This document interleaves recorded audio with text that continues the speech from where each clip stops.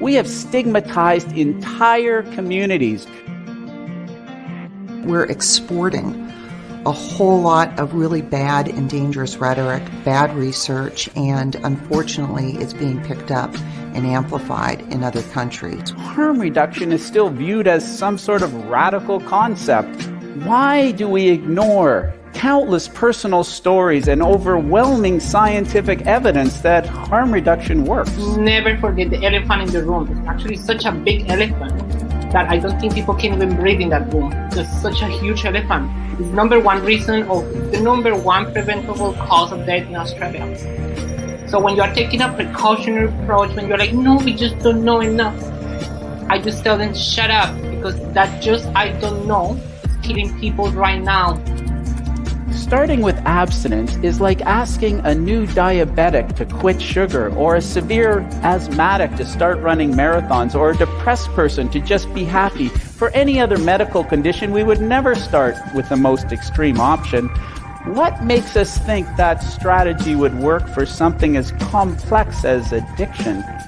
We're worried that, in fact, a lot of members of the public still think that using an e-cigarette is as harmful as smoking a cigarette. I mean, I have said that it would be tragic if smokers didn't quit and carried on smoking because they hadn't tried an e-cigarette, because they were worried about the safety of an e-cigarette.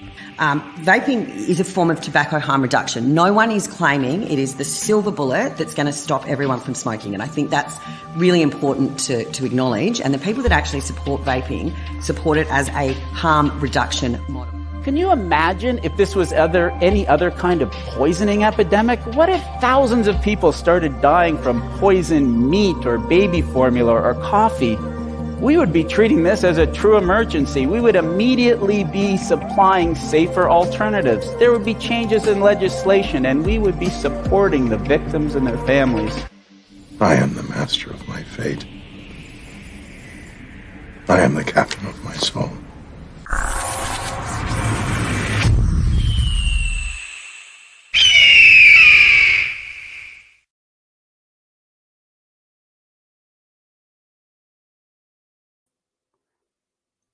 Having a little delay there, guys. Hello and welcome, fellow travelers, to Son of Liberty Radio here on the Smoke Free Radio Network. I'm excited and happy to see you guys.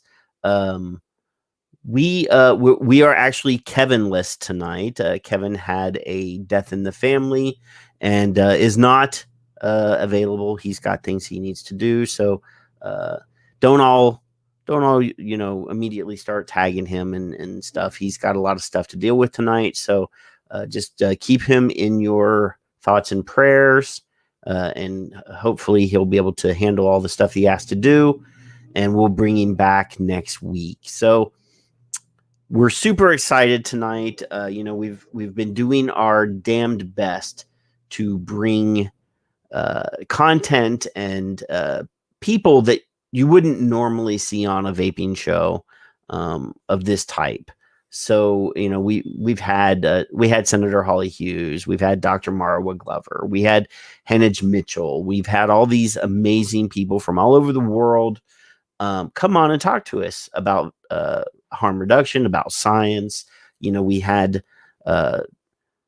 Eliana came on the show and performed an experiment right in front of the audience so that you guys could understand what was going on with nicotine in the body. She held up a model of a nicotine atom and showed how it breaks down in the body. She brought out the little puffer air quality testing machine and showed how that worked. So we're trying our best to bring on people. So tonight we have an amazing guest, Dr. Mark Tyndall.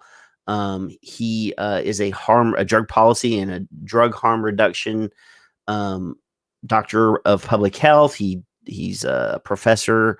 He was the head of, I think, the British Columbia's version of the CDC.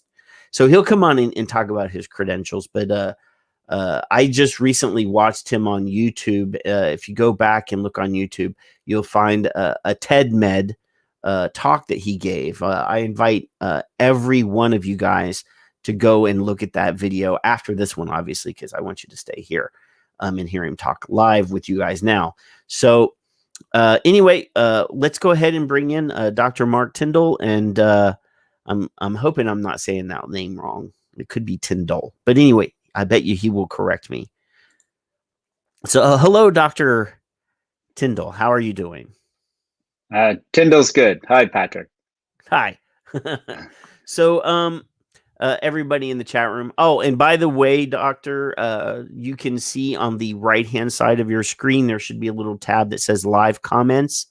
If you click on that, you can actually see what the people are saying in the chat rooms. And it actually will populate that list from all 3 different places that we are broadcasting to right now. So, everybody's just saying hello right now. So, yeah. So, hey, Rob and Tom and Paul and Victor and Mark and all you people, Leanna's there. So, Dr. Tyndall, could you give everybody a little background on who you are and what you do and sort of what brought you into our attention, which is your transition into tobacco harm reduction? But let's hear all the stuff before. Okay, well, thank you for the introduction. Yeah, when I think about it, I don't have like a long history in tobacco, but I have a long history in harm reduction. And when vaping came along, it turns out now I'm an expert in vaping because it's really all about harm reduction, and I can shed that light. But my training is actually as an infectious disease doctor, and I worked in HIV. I started out, working with gay men who are dying of AIDS, and I lived in Kenya for 4 years and dealt with the epidemic in Africa before there was any treatment in the 90s. And then I started working with people using drugs in Vancouver in 1999. And it became quite clear that although I was an expert in the HIV virus per se and the treatment, the virus really had very little to do with what was going on and who was getting infected. And the prevention that we needed for people using needles and sharing needles was clearly harm reduction. So I got involved in some of the early needle exchange work, and then I was the main evaluator of Insight, which was North America's first supervised injection site. It certainly wasn't my idea, or I didn't make it up. It was a real community effort, but I was an academic at the time, interested in working with the community, and was able to do some of the evaluation of Insight.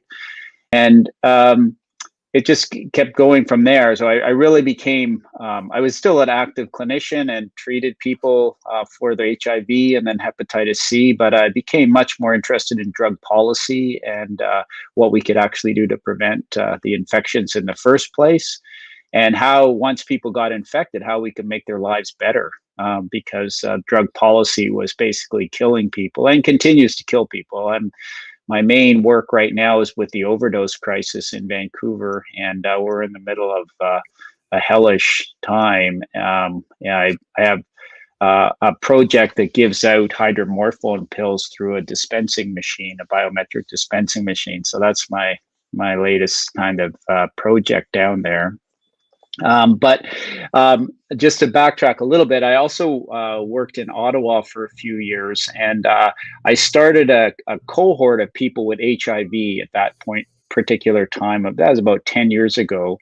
And as far as that cohort goes, so I took a large group of people who are HIV positive, who are using drugs, and I had a community advisory group at the time. So I picked they were 8 HIV positive people who were helping me with the study.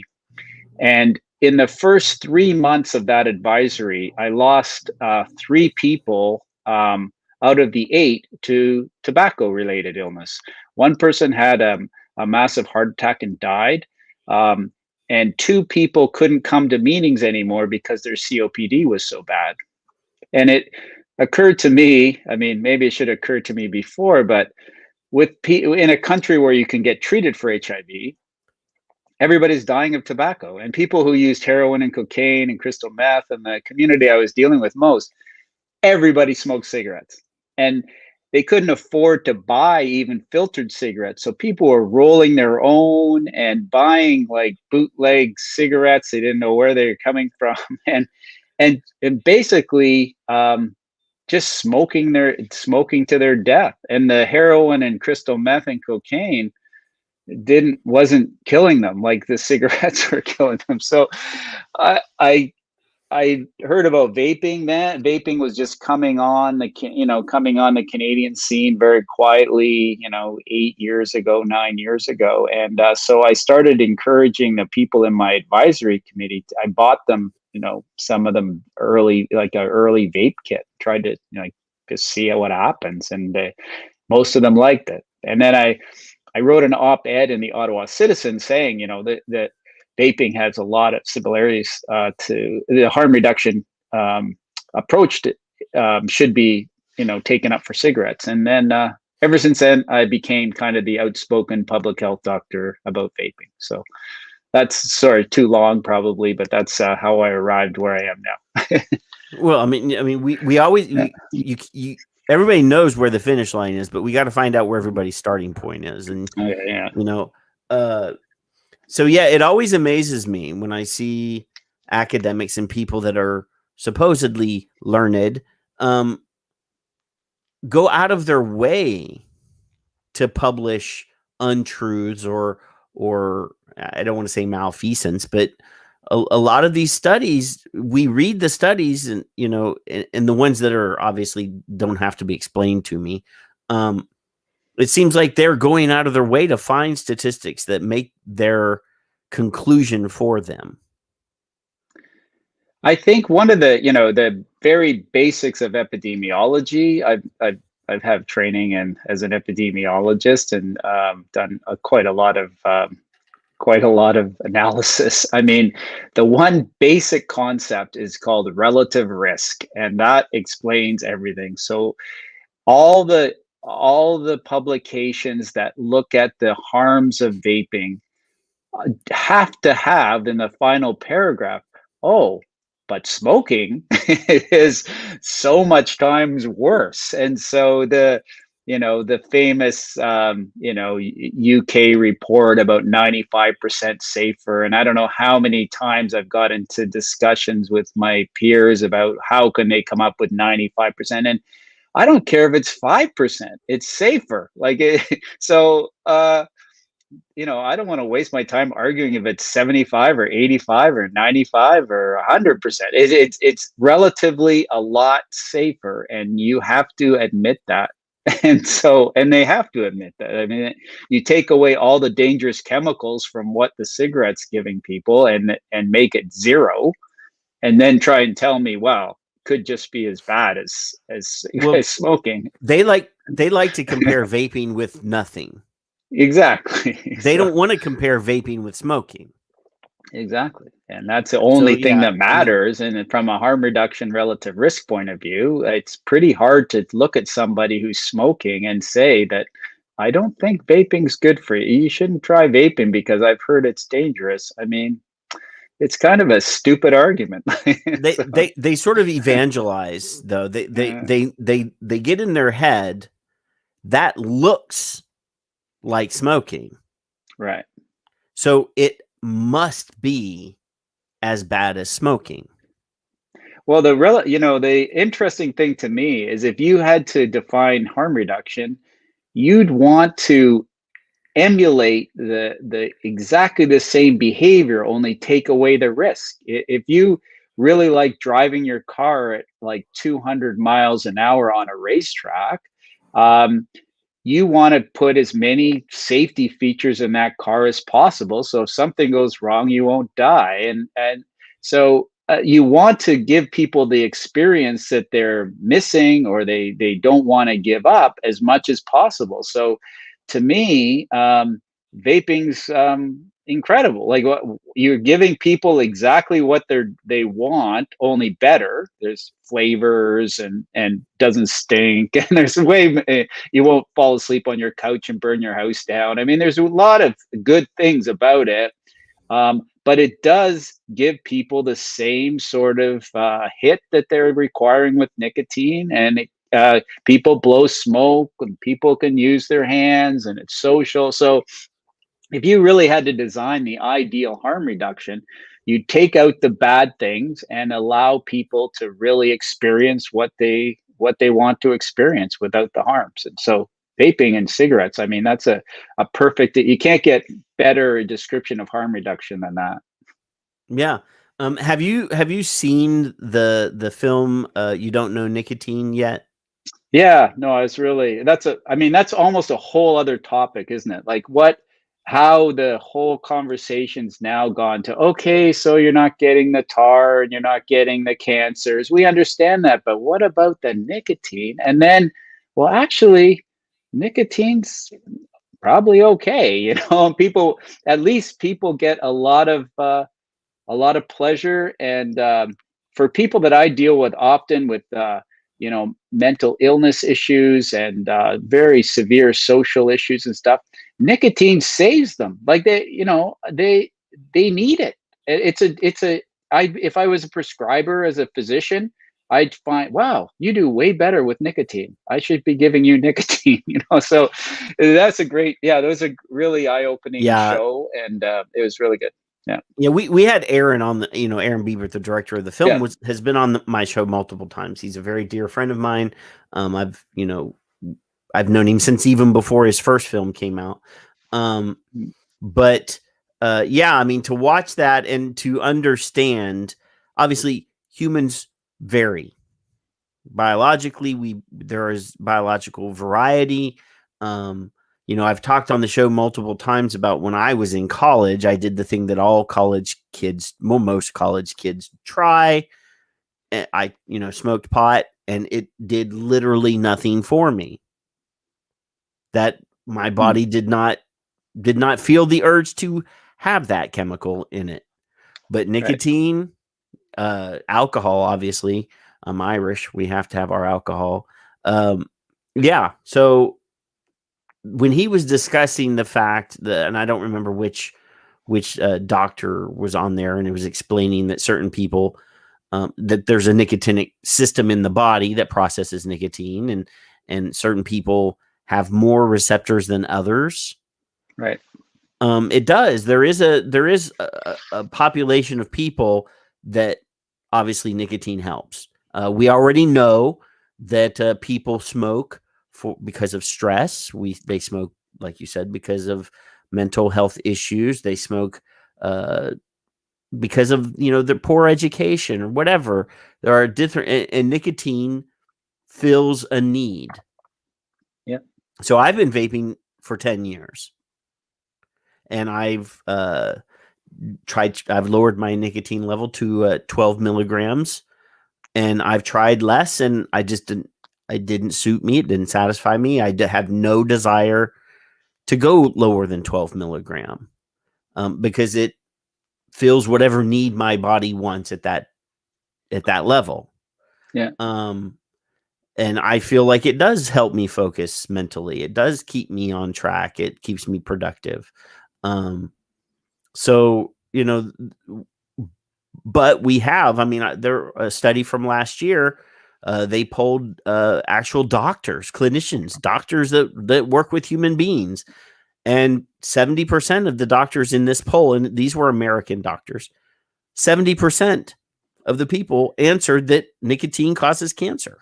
Yeah, no, I'm very familiar with that too. Yeah, no, it's amazing how this kind of misinformation has just flourished without any kind of pushback or any kind of rational thinking. Like, I mean, I don't have a cigarette or vaping background, so I guess I could get more credibility with your show if I pulled out my vape, but I don't do it. I've worked with most of my career, I've worked with people who use heroin and cocaine and crystal meth, and I don't have experience with it. I've seen a lot of people use it, and they like it. They need it. There's a dependency there, and my job as a physician and somebody who cares about their health is to, if they're going to use it as safely as possible. And if they need help getting off it, then to try to help them do that the best I can. But when I see somebody who's, using heroin every day, my first question is, just how's it affecting your health and how's your social situation and how, are you using, you have clean needles or how you like, those are the first questions I ask, not, Well, we have to get make you sure off that this thing. yeah. So, I mean, obviously yeah. you need to make sure that you're safe. That's the whole point Yeah. is we sort of we sort of demonize or dehumanize people that are, that use substances. That I mean, Oh, yeah. that's what we do. I mean, that's as a society. If you're a heroin addict, and I did some tweet experiments this week, and I did one where we especially talking about the language that people use. Instead of saying a heroin user or a person that humanize the terminology that you use. People use junkie, people, tweaker. They put some sort of like demeaning word to the behavior to make them different, to attack them, to say that they're subhuman or less. And Well, even the term obviously, smoker, I think, has been pretty derogatory. If you're a we prefer smoker, we prefer the term people who smoke. yeah, exactly. Yeah, I think smokers. Whether society's made this up or whatever, but it is a derogatory term. You're feeling like you don't really belong, and you're doing something wrong. And I'm sure that I don't know if you're a nerd or not, but there was a movie a few years ago, or a geek, called Waterworld. And it was a big science fiction movie. Kevin Costner was in it, and okay. Dennis Hopper was in it, and he was the villain, and all the villains were called the smokers. Oh yeah, okay, I did see. Yeah, they had is that make me a geek?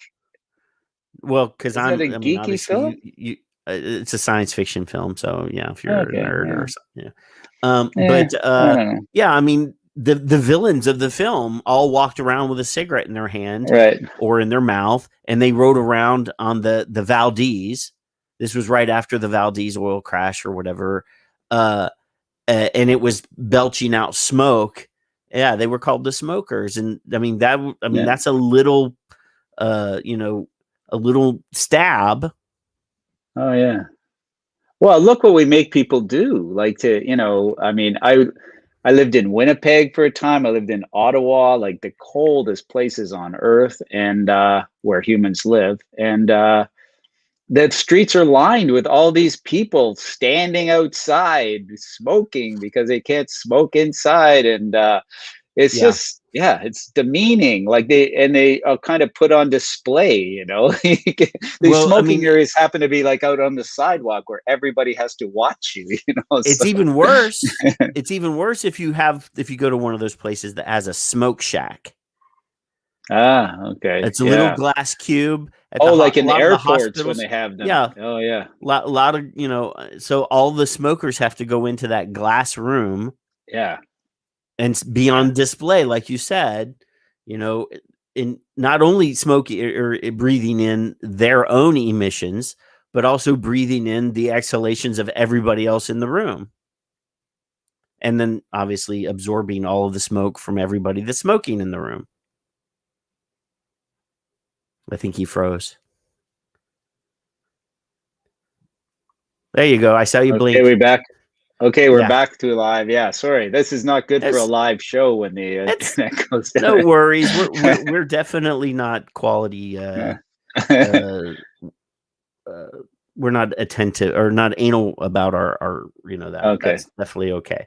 So yeah, I mean, they're like hamsters in a hamster wheel in that little glass room, So yeah, we get it. In California, they had that whole campaign a couple years ago that everybody had to go to the curb. So yeah. Yeah, no, it's really to me. I mean, and in the hospital environment. So I worked on a ward that just had 24 beds for people who are HIV positive. Many of them were got their HIV through their drug use, and pretty much everybody smoked. That ward was a smoker's ward, and there was a room at the end, a little balcony area that's where everybody hung out. That's the only place you could smoke. And then probably 10 years ago, the hospital, this is a no smoking place. There's nowhere you can smoke in our hospital or on the grounds. Like you couldn't stand in front of the hospital. Across the street.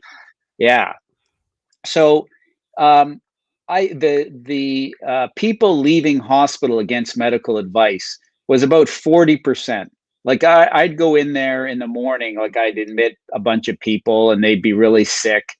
And I'd go in and to see them, and the nurse would say, "Oh, they left because of smoking. They could because there's no place to smoke. Like they're leaving like with, endocarditis and massive abscesses and infections in their bones and severe HIV."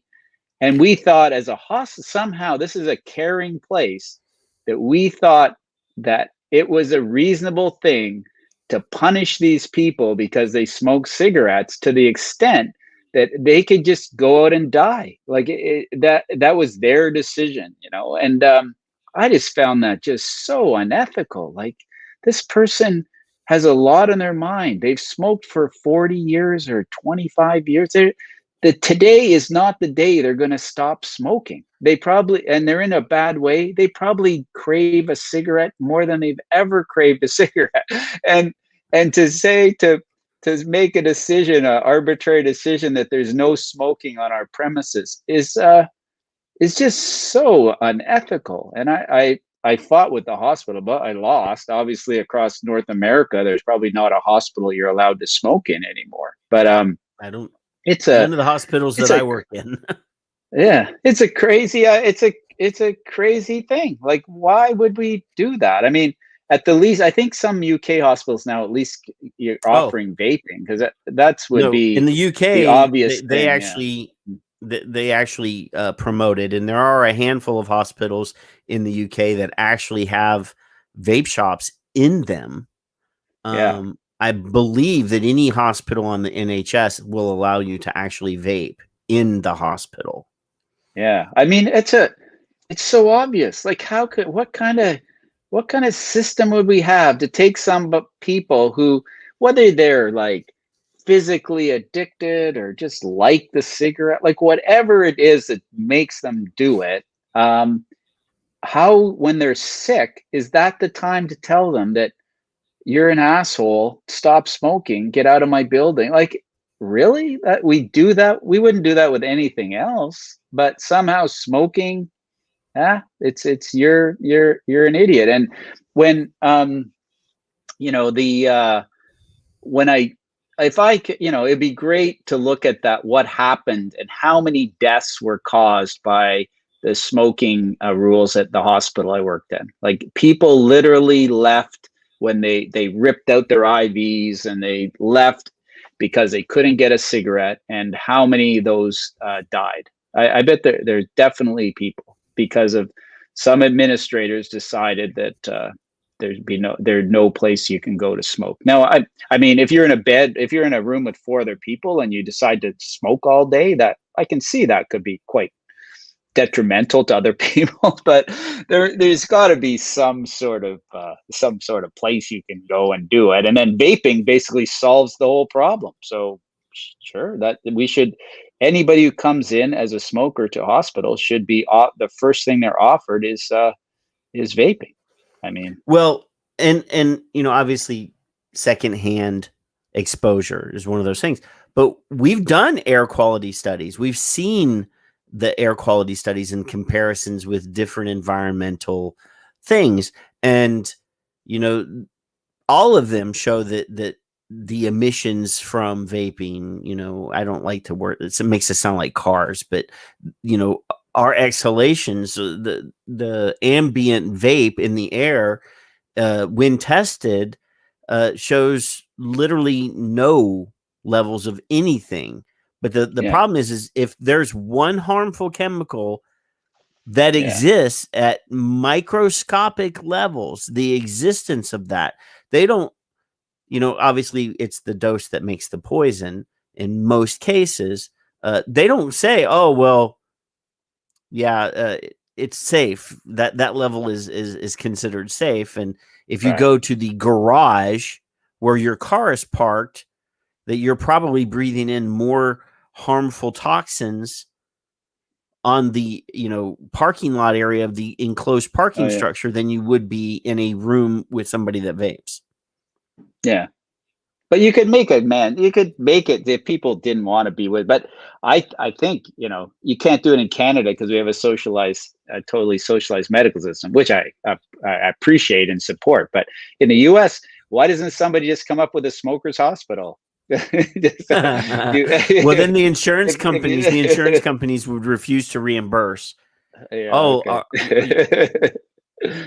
want to go to the smokers' hospital? Well, we're not paying. They're out of network. Those are horrible words for somebody that works in healthcare. I mean, I work with geriatrics. I'm work in geriatric therapy. My only desire is to help these older people exist for a little bit longer. And when we get orders from a doctor to help one of the people that are residents in the facilities that we own, that the company I work for owns, but they're out of network. So it's like, we can't help them because you want us to charge them $120 per visit because you don't want to pay. It's annoying. Yeah, no, it's a bad system. Yeah, I'm not saying that we don't want to get into comparing the health systems of the two countries, but I mean, and we win hands down. So. I've traveled the world and I've been in countries that have socialized medicine, and I'm not saying socialized medicine is perfect. But what we have is definitely not anywhere near perfect. No. So yeah, I mean, that's a long debate for another show, but socialized medicine works well in many cases, and there's flaws, but it's better than what we've got here. I'm not denying that, but it's like harm reduction. It's all relative risk, right? Yeah, it's not perfect. It's not perfect, but compared to other things, it's like way better.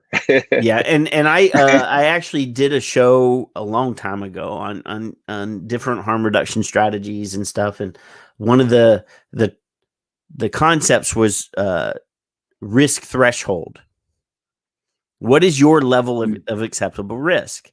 I mean, obviously, like you said a while ago, driving in a car 200 miles an hour, what safety equipment do you want to have in that car? Do you want seat belts? Do you want airbags? Do you want a roll cage? If you're in NASCAR, you have to wear this thing called a Hans device that keeps you from too much neck movement so that if you're in a wreck that you don't break your neck. That was something that was introduced after Dale Earnhardt died in a car accident a few years ago. Well, it's been more than that, but I'm not a NASCAR fan. I just understand the concept, the things that they're. So yeah, I mean, do you want to get on a plane that doesn't have seat belts? I mean, what is your risk? How risk averse are you, and what is your acceptable level? Right. And go from there. That might have been a great analogy. I think, that analogy is kind of funny because I don't know what seatbelts do on a plane crash, so it's not. Well, actually, I was on a plane going. I can't even remember where I was going. It was a overseas flight, and we hit turbulence, and I didn't have my seatbelt on, and it lifted me up, and I hit my head on the luggage rack. I mean, it lifted me up that far, and I'm a big fella. Okay. So I can see that a seatbelt might be helpful. You're fine. Okay. Okay, I got it. I'll wear it next if time. It can pick a 250-pound dude up and make him hit his head on the ceiling, seatbelt might be helpful. The plane didn't crash, so Okay. We survived, but yeah, I'll give you that. Got a goose egg. Yeah. So, I mean, obviously, people with heart conditions shouldn't drink caffeine. but they want their coffee. So we give them decaffeinated coffee, which is really not caffeine free. I want everybody to understand decaffeinated coffee is not completely caffeine free. Yeah. And we have Well, I think sodas and that's soft drinks that have no sugar or less sugar or no caffeine. Those are all harm reduction products. That's what, we started. Yeah. We were talking about, how demonized you can be if you have anything, if you're a pro vaping person because you're pro tobacco or pro.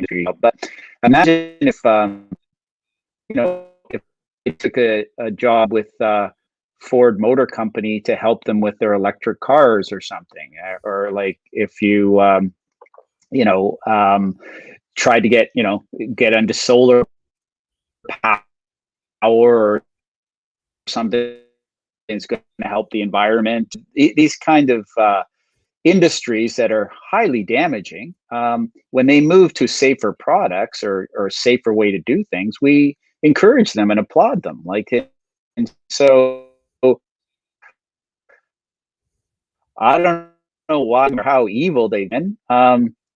Why we wouldn't encourage them to develop safer products or force them to develop safer products like that. We have to, as long as if we're not willing to deal with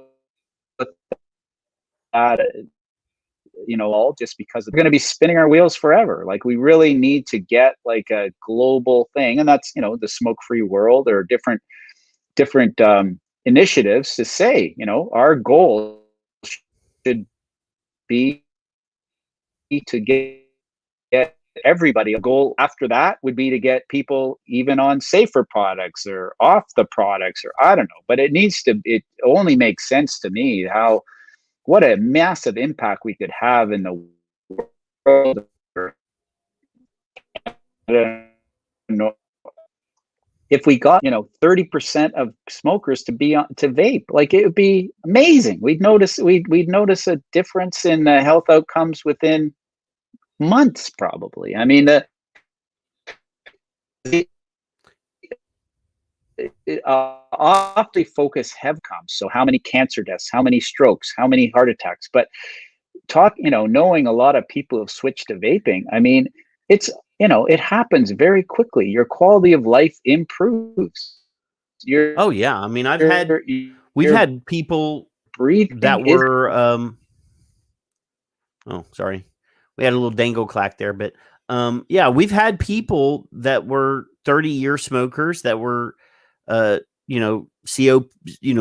COPD people, oxygen dependent, who took up vaping because they couldn't give up smoking. And a couple years down the road, I mean, obviously, your lungs don't heal overnight. But after a year or two of vaping, chest x-rays, I'm not on the oxygen anymore. I don't have to use my inhaler as much. There are measurable health outcome improvements. Yeah. No, it's amazing. And the trajectory of a smoker is so sad. Even if they smoke and don't get a heart attack or don't have lung cancer, your life is really impacted because you're not as active and you can't, you do suffer a slow, steady, predictable decline in your health.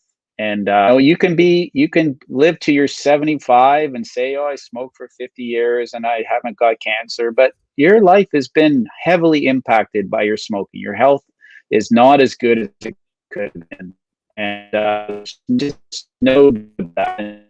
So it shouldn't just be purely on how many cancers are, reduced or avoided, but everybody would feel way better. And so when I see young people on the street smoking a cigarette, it just bugged them and vaping, but that just annoys them. But it just doesn't make any sense to me not for people not to want to vape because their minds have been so influenced by all lies told by public health and governments that this stuff's going to kill you. And it's just really sad to me that we don't see people, we don't consider their needs and give them a real safer option. Or really, Yeah, I mean, it's almost like they, vote a really I hate safer to option. say it. Yeah, I hate to say that they want people to keep smoking, but it does on the outward. I mean, obviously, there's a money component to this. There's a tax component to this. A lot of governments all over the world. I mean, if you look at India and China and a lot of Eastern countries, they actually have the monopoly on tobacco in their countries, and they derive a good clip of income from tobacco in those countries. So you hate to say that the government's trying to kill you. Yeah. No, it's the big smoking countries, at least with the populations of Indonesia, India,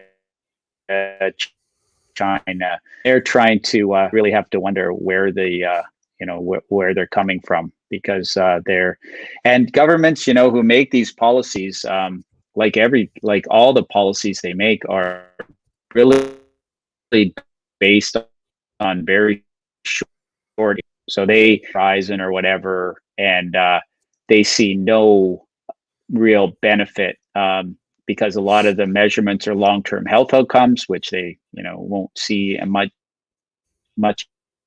of a change, and income coming in, the taxation of cigarettes, and figure they don't really want to disrupt that either. So I do think there is a huge conflict there, of some of these countries who have taken such a aggressive stance in vaping for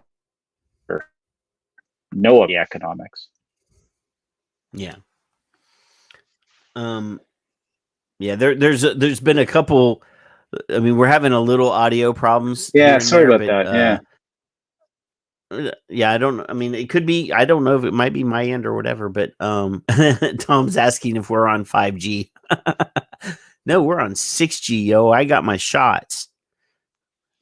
So yeah, I mean, obviously, when it comes, like, for example, during the COVID, I mean, we've had this argument about masks, about vaccines. The governments are pushing those harm reduction strategies. I mean, they understand what mitigation and harm reduction are on a general sort of way, but it baffles me the amount of pushback that we get when it comes to tobacco harm reduction. And you won't even get like the WHO or even the CDC to really use that term. They don't even like to use the term tobacco harm reduction. Yeah.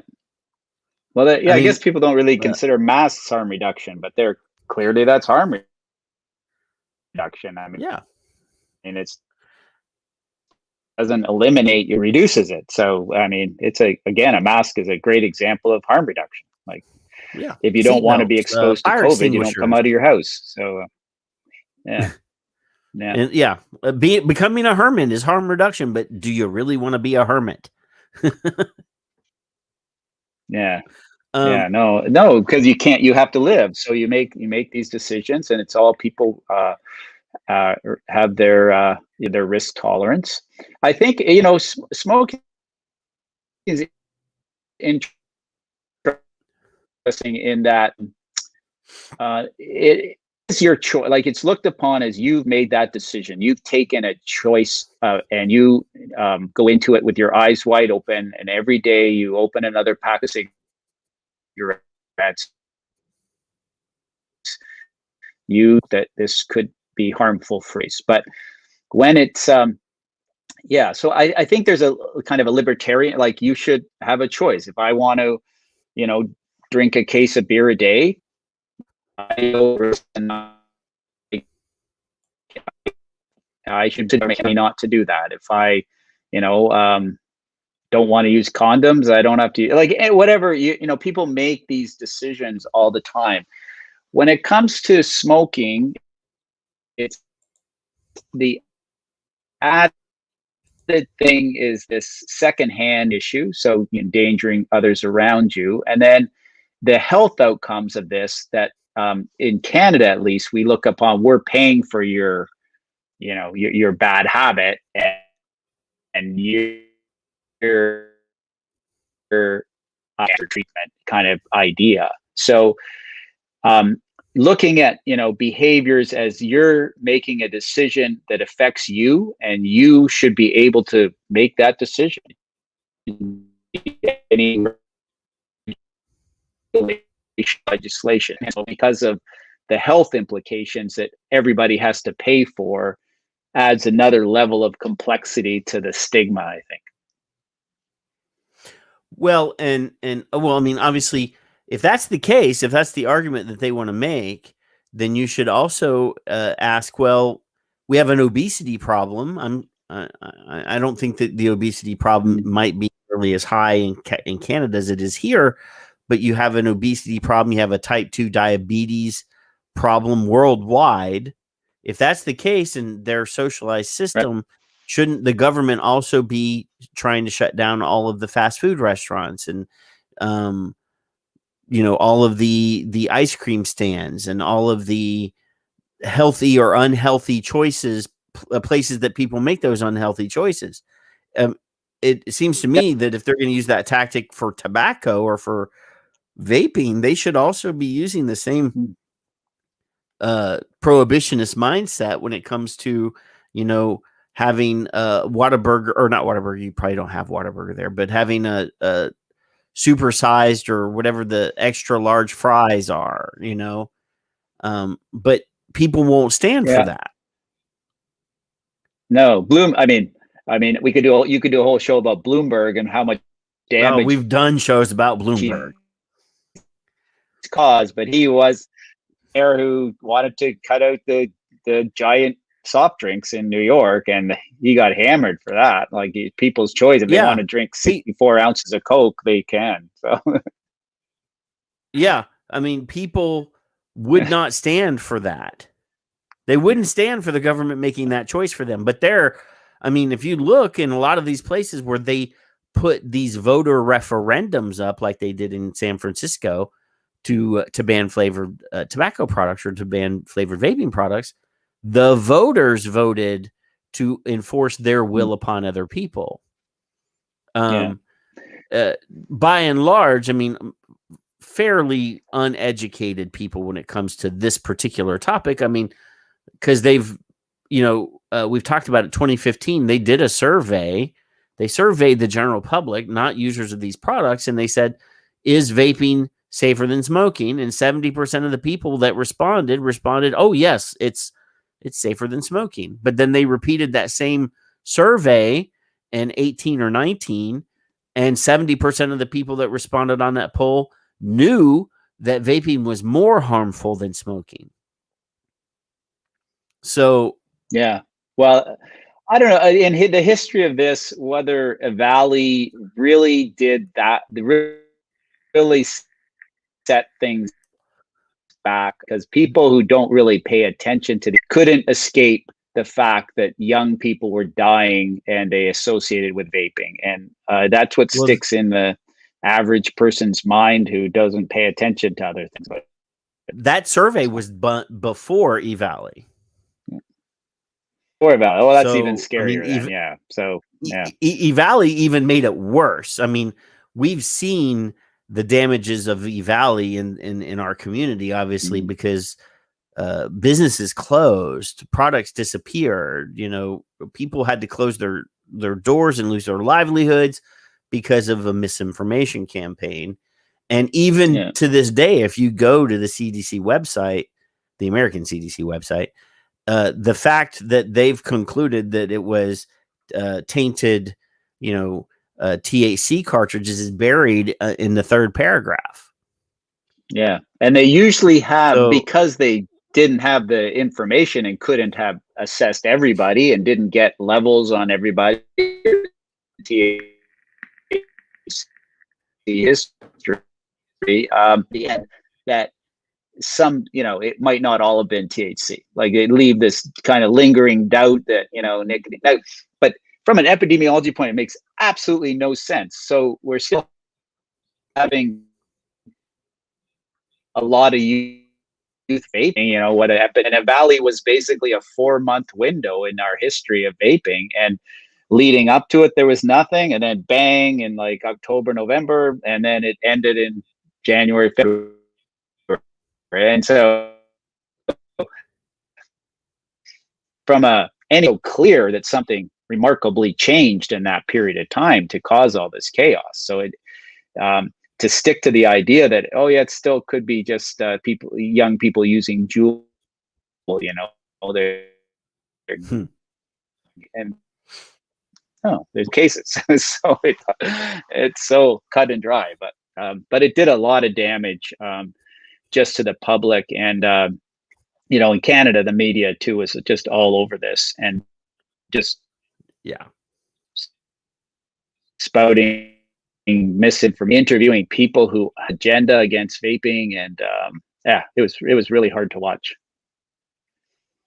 Well, I mean, I even sort of pulled the Surgeon General's pants down when all of that was happening, because we did a show last August the August before last, because Leafy, which is a cannabis magazine, actually published a warning in August that they saw that some of these cartridges were on the market, and they warned everybody about it, and they sent letters to the CDC. They sent letters out, warning, hey, we see that this is going to be a problem, and they didn't do anything.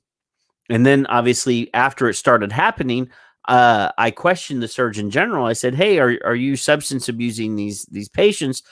They're relying specifically on self-reporting. Most of these kids that got it in states where, well, they're underage. Most the ones that were underage couldn't legally get the product anyway. But in the states that didn't have legal cannabis, they're not going to self-report that they were using marijuana vape product. Right. So I'm like, no, it's classic prohibition. We can't possibly, you can't ask us to ask the doctors to drug test these people. I'm like, have you ever been in an emergency room? Like, the first thing that they do when I go into the emergency room, if I go in for a broken finger, they're going to say, pee in this cup. Really? So you're telling me that they're not going to test you, or that you don't want them to be tested? So so it the whole idea that they didn't want to know what it was, or they knew what it was and didn't want to have to admit that they knew what it was, is kind of horrible, because we actually have the evidence of the email chains from the departments of public health and the people that actually immediately were warned in advance that this could be what it was. So we know that he knew about it, because we know that his email address is in the chain. Wow. So the history of that is terrible. It's really sad. I mean, one thing, my perspective,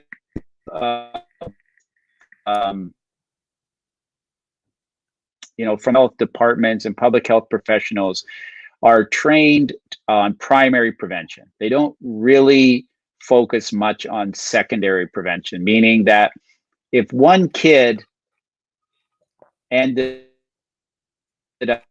up smoking after using it, that is where the focus should be. And once people are on some road, whether it's their heroin use or smoking or drinking or whatever, there's generally way less the focus and the training is we're prevention people. So once that, the focus should always be on youth. And so I think time and time again, you find that, and once people are, the focus has never really been on those people very much. Like, we haven't tried really hard, and the campaigns have always been to try to stop people from starting in the first place. And that is the same with their colleagues, would be outraged if they, any data showed that vaping could predate tobacco, cigarette smoking, and that obviously would happen.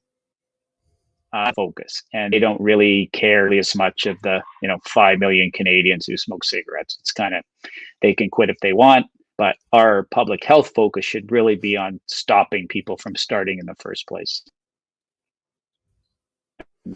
Well, I mean, they could do both. There's an actual way to do, they could do both. Both. Yeah. But they don't want to. Yeah. They don't want to. It's all about, their sort of puritanical way of looking at the world, and the fact that, if they hug their kid instead of spank their kid, you know what I'm saying? It makes more sense to me to figure out what's wrong. Treat what's wrong. If there's the amazing thing to me with all this too is that like youth who start smoking almost always have somebody who's like, that is the major it's to smoke, and because it's been shown to them, and the best thing we could do to prevent kids from smoking is get their parents to stop smoking, or their uncles and aunts and relatives. Like the message that you're smoked and they switch to vaping, that's a far stronger message that kids would not take it up, basically, because they're not influenced by this smoking. So we smoke cigarettes, get them to vape, and I think that would do far more to prevent kids from smoking than anything we're doing now. Well, I mean, both of my parents smoked, and they'd both had a cigarette in their hand or in their mouth, and they would look at me and go, "Now, don't you ever do this." Well, right, exactly. The whole idea that do as I say, not as I do. But as a child, somebody tells me that I can't do something, or I shouldn't do something, or that it's something, it's forbidden, I'm going to do that thing. Yeah. Or I would have, I was when I was a kid, because I thought I knew better than every adult on the planet. Kids always think that they know better. I'm better than you. I'm smarter than you. Yeah. You're old. I'm young. So yeah. Both of my parents smoked, and there was no way in the world that I was going to let them tell me what to do. So, and then obviously many years later, I go to. But I don't know if vaping. I don't. Well, I mean, we have one of our partners, one of our friends, Demetrius Agrafiotis. Everybody send your prayers to Demetrius. He's healing good. He was in a motorcycle accident last week and broke both of his arms. But he often says that his daughters, they say, "Oh, well, we have friends at school that vape," or but there's no way I would ever do it because my dad does it.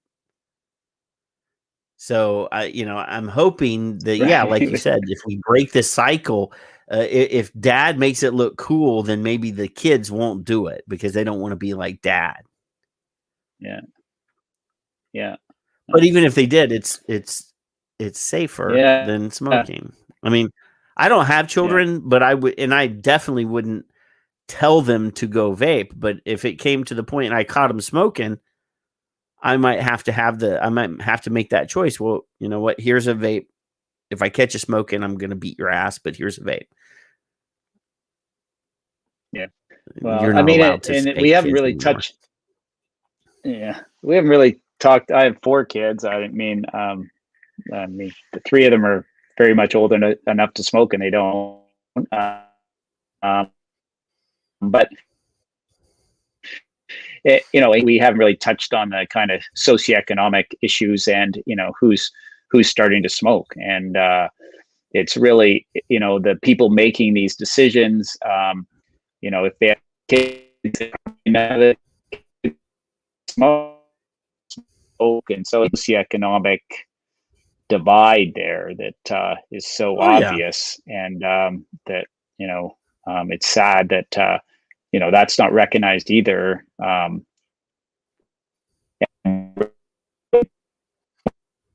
Advising people now, I'm are really on hard times and really living in poverty and often very poorly housed and things, and as I say, they all smoke.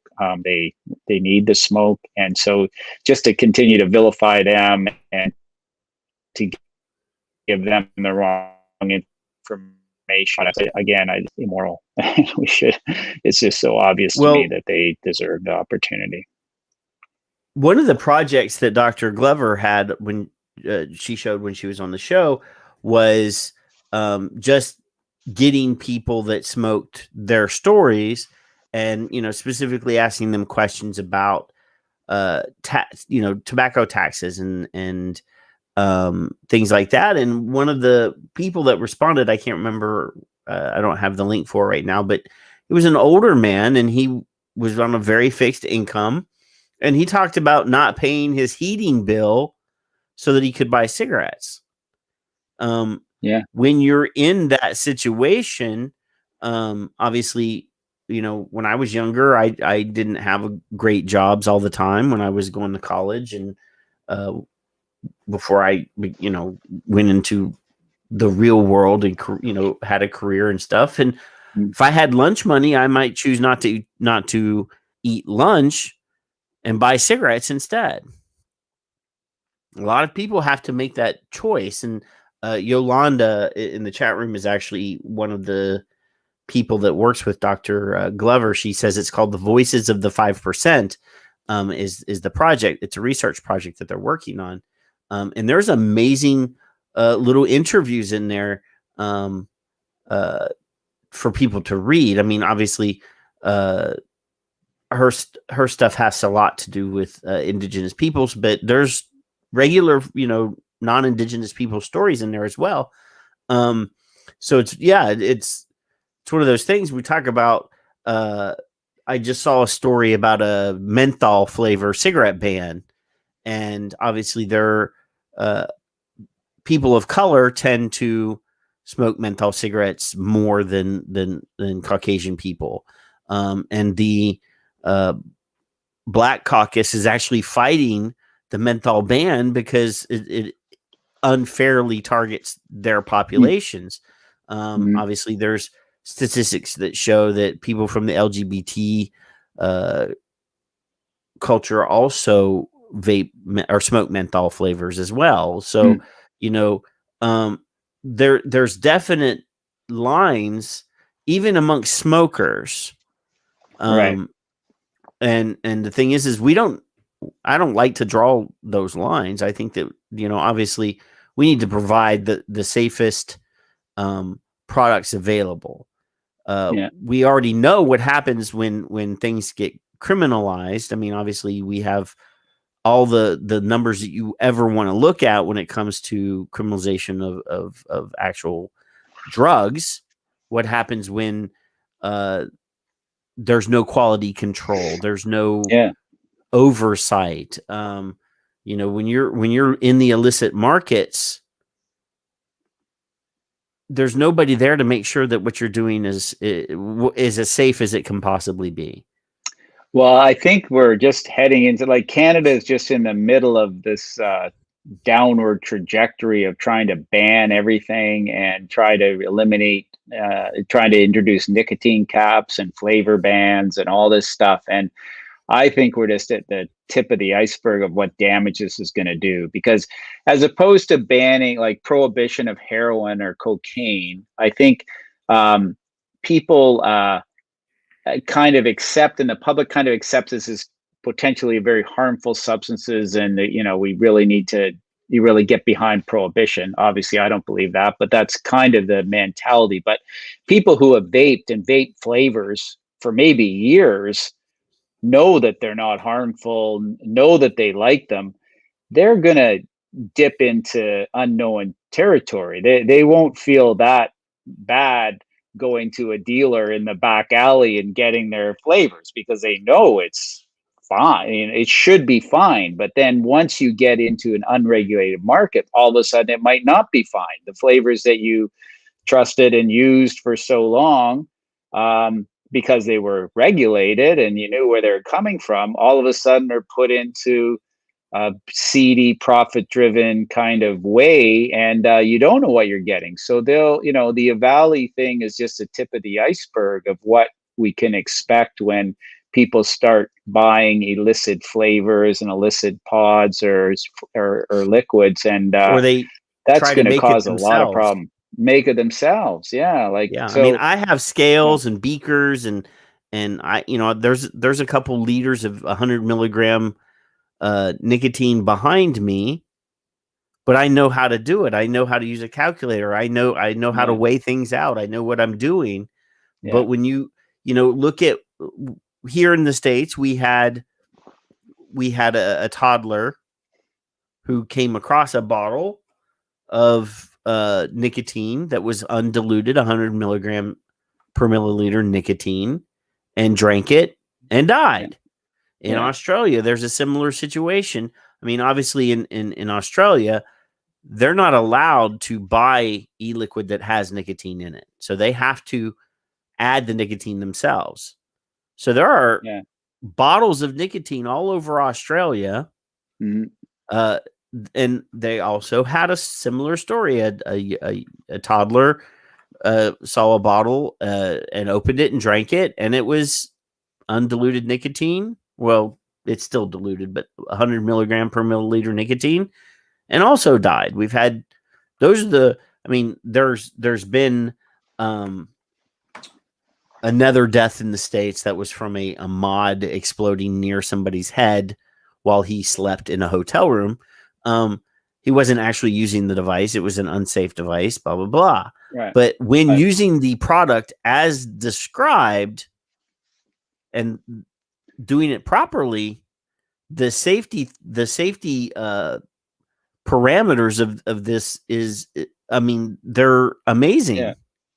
I mean, if somebody like you, if you were flavor ban or you knew what you were doing, I mean, you'd find your friends and people buy it off you. It'd be okay. But once it gets into kind of the illegal market, I think things fall apart. And there's people that with not great intentions, they just want to try and make a buck. They'll put anything in it. And that's, the overdose crisis that's happened in Canada. A lot's blamed on fentanyl, it's mostly fentanyl, but the contamination often occurs at the street level where you have, very desperate poor dealers who try and stretch out their sales by adding all kinds of stuff into it. And it's not necessarily the real producers who's trying to poison everybody, but it happens really low down. So I could see that the same sort of shenanigans could happen at the street level for people buying flavors and nicotine, and things get really it doesn't even have to be that horrible. I mean, it doesn't have to be that I mean, obviously the flavorings that we use are water soluble flavors.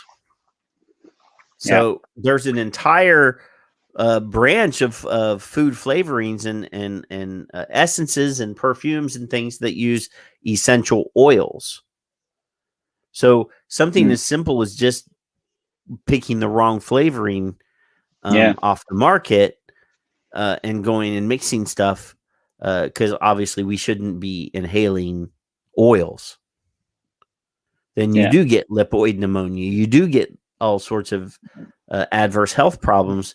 Something as stupid as that could cause, and then all that's going to do is give our opponents, oh, well, look, we told you it was unsafe. Look at all of those people that are now in the hospital because they've got lipoid pneumonia that we've been telling you about that was never caused by vaping because we use water soluble flavors. Yeah. So, and if you had a regulated market and quality control, that's the other thing, people they find devices and can measure metals and all kinds of contaminants in it. And somehow that's proving that vaping's dangerous. That's proving that unregulated vaping could be more dangerous, So, I mean, though everybody who's using these products wants to have the best quality, they don't want the contaminants. They don't want heavy metals and formaldehyde, all these little things, because they're only produced with really substandard products that haven't been regulated. And so, the initial heavy metal study has already been retracted. So that's the other thing is when once something gets published and gets out into the world, and then obviously once it gets scrutinized, we can say, well, here you have a problem in your study design. You did this wrong. You did that wrong. You subjected this coil to. The thing remains, though, if you can go into some of these shops and if you don't really know where the products are coming from and there's just no regulation, I think everybody deserves who's using vaping to have quality stuff, to buy and to and they want to know that somebody's looking out for it and testing it, and just like we do with all our products, And so none of us. None of us have ever argued that we don't want any sort of regulation. Right. We want fair and achievable and safe regulations. Every one of us does. Yeah. I mean, I don't want. I mean, I really don't like the word wild, wild west. We've always heard that it's a wild, wild west. It's not a wild, wild west, but nobody wants that. I mean, because this is a product that I'm inhaling into my body. So I want to make sure that it's as safe as it could possibly be and still give me what I want. So yes, we want safety. I personally don't have a problem with a reasonable nic cap. Now, I don't use nicotine salts, so I can't talk about nicotine salts. But when I started vaping 10 years ago, I started at 36 milligram because I was a 2-pack a day smoker. And the technology that was available at the time, 36 milligram is what I needed. Now, obviously, we have more efficient technology now. We have a little bit, but I'll draw the line at 36 milligram. I think that the heavier smokers, the people that smoke filterless cigarettes, the people that smoke the more harsh cigarette might need that 36 milligram to break that cycle.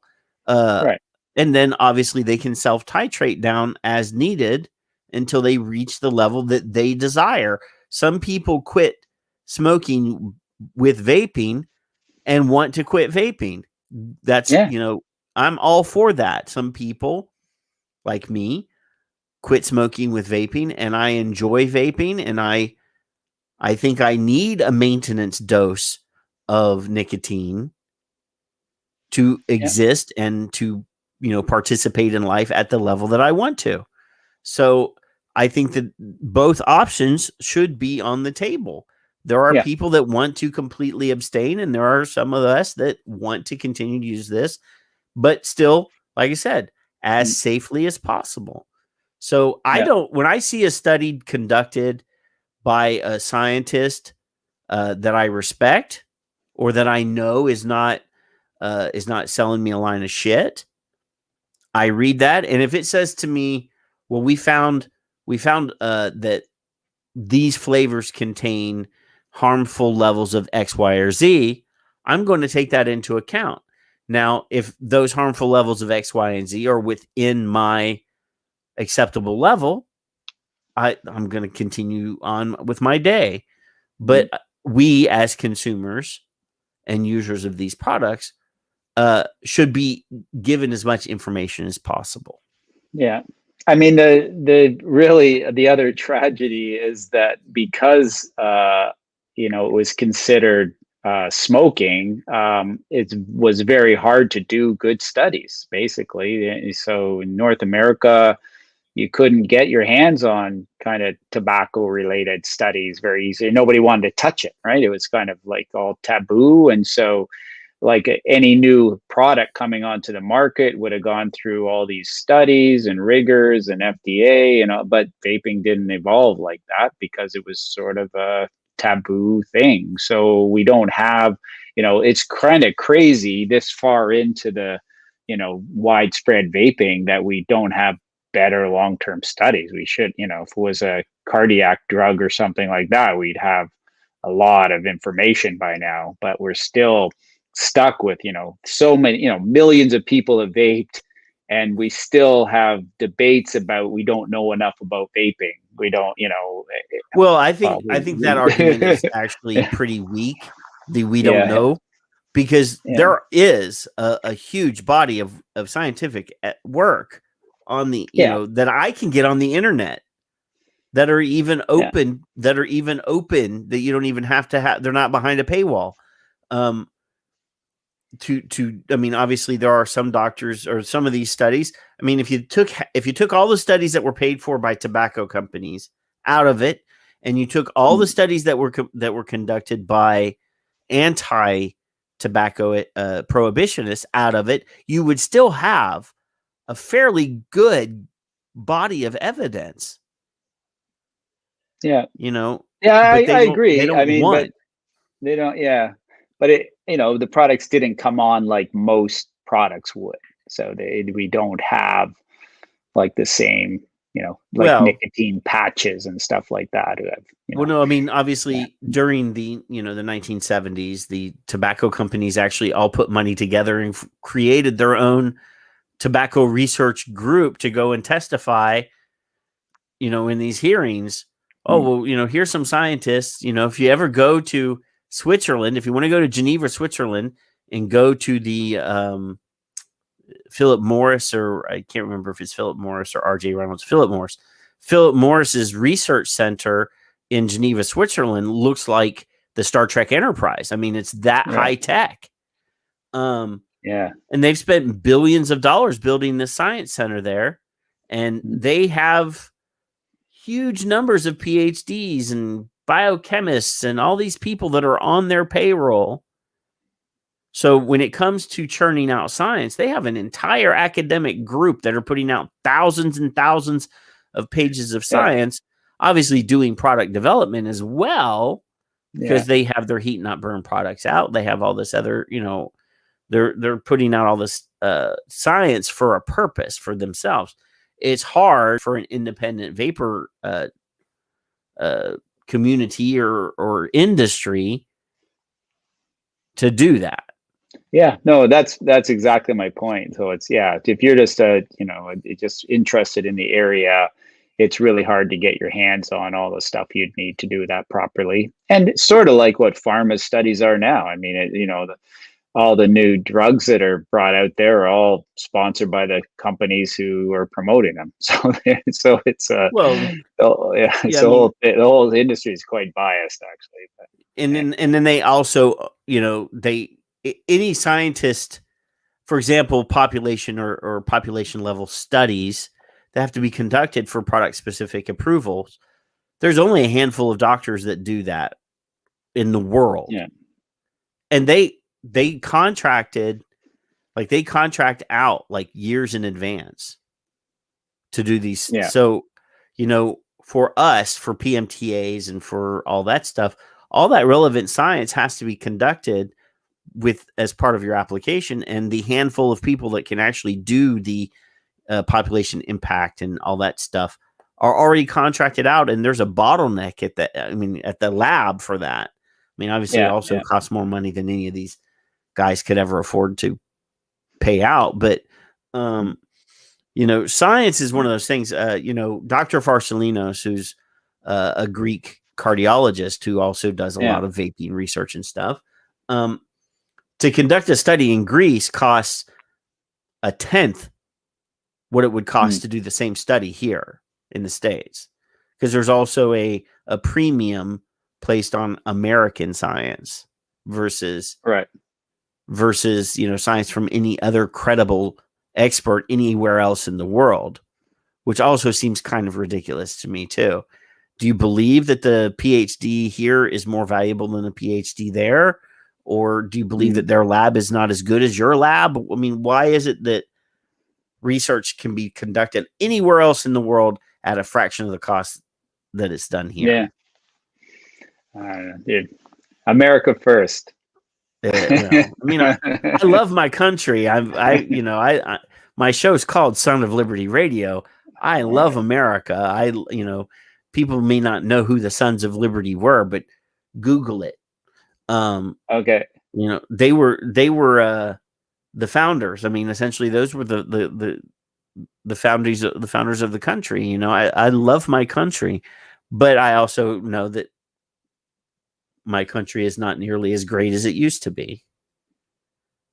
And there's a TV program that was on HBO a few years ago called The Newsroom.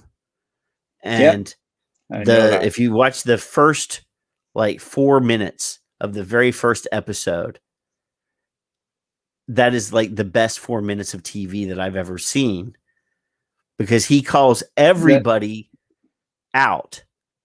This is Jeff Bridges, is it? Or Jeff Daniels. Jeff Daniels, yeah. He was interviewed. I think Michael Moore, his podcast, had him on, and he talked about that actually. Yeah.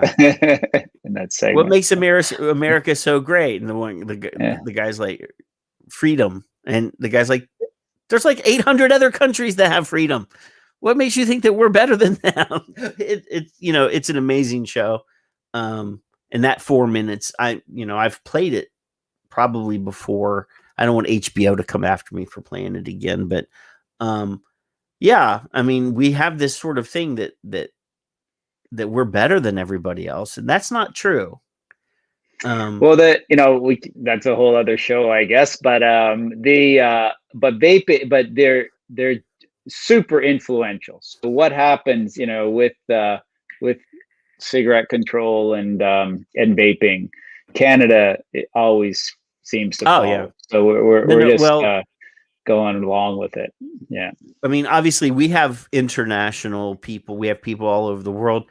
So not last August, but the August before last, I mean, pre-COVID lockdowns, we were, because I have Google alerts set up with different terms and things, and Stanton Glantz is one of those things. If there's a Stanton Glantz thing, that it's going to pop up on my thing. And he was in New Zealand. And lo and behold, very shortly thereafter, there was a whole bunch of anti-vaping stuff. And then Australia obviously has been anti-vaping for a long time. There were stories that a lot of and Greg Hunt, who is the health minister in Australia, right, started spouting a lot of the same stuff that Glantz spouts.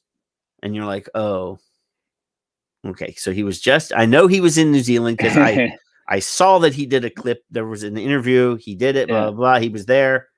And then obviously we see, for example, in Australia, they're pushing a prescription model, right, to get nicotine.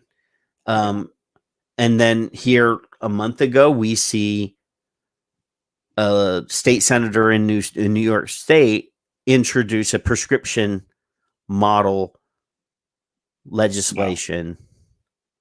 Wow. He's so he's we see much damage. Yeah, we see beta testing of legislation all over the place. Well, we're going to try it over there because obviously Bloomberg money is also one of you can track the Bloomberg money to see where these things are going. So when we see these prohibitionist moves over here, we take note of it, we look at it, and then the next thing you know, over here it pops up. It's the same language. Yeah. Fascinating. I mean, what makes me feel I'm on the right side of things is the kind of old guard of harm reduction. When I first got introduced with Alex Wodak in Australia and Jerry Stimson in the UK, and they become the very outspoken. Jerry's very involved in tobacco harm reduction, and they were kind of my mentors. Yeah, they were kind of my mentors in the drug harm reduction world, and so people who really get harm reduction are certainly pushing this, and I guess the posers who really didn't get harm reduction just are not doing it. But I wondered what, like, I'm happy to talk about it as a public health person, but what do you think you need, as a movement or as people who are looking for rights as vapors? What can I do, or what can people in public health do to help that? You actually just messed up badly. Oh, I'm So sorry. one of the things that I've been suggesting, because I actually have no power at all, other than my voice. At least here in the States, we have been pushing this as a let's appeal to the right, and let's make this all about freedom and Right. business, and we might talk about harm reduction, but it's only over here on as a side note. So one of the things that I have been really wanting to do is get a list of subject matter experts, the public health people, tobacco harm reduction people, pharmacists, people that work with that understand science, and get a dream team of people, especially now in the day and age when we have all these legislative sessions are all occurring remotely now. So we have the ability to schedule, on Zoom, to go and speak to politicians. Is building a list of people that are, because I can cite science, but it doesn't have the credibility that having an actual scientist or a doctor of public health or whatever be able to deliver that message themselves. So I've been begging all of the guests that I've had on, I have Eliana Rubashkin from New Zealand,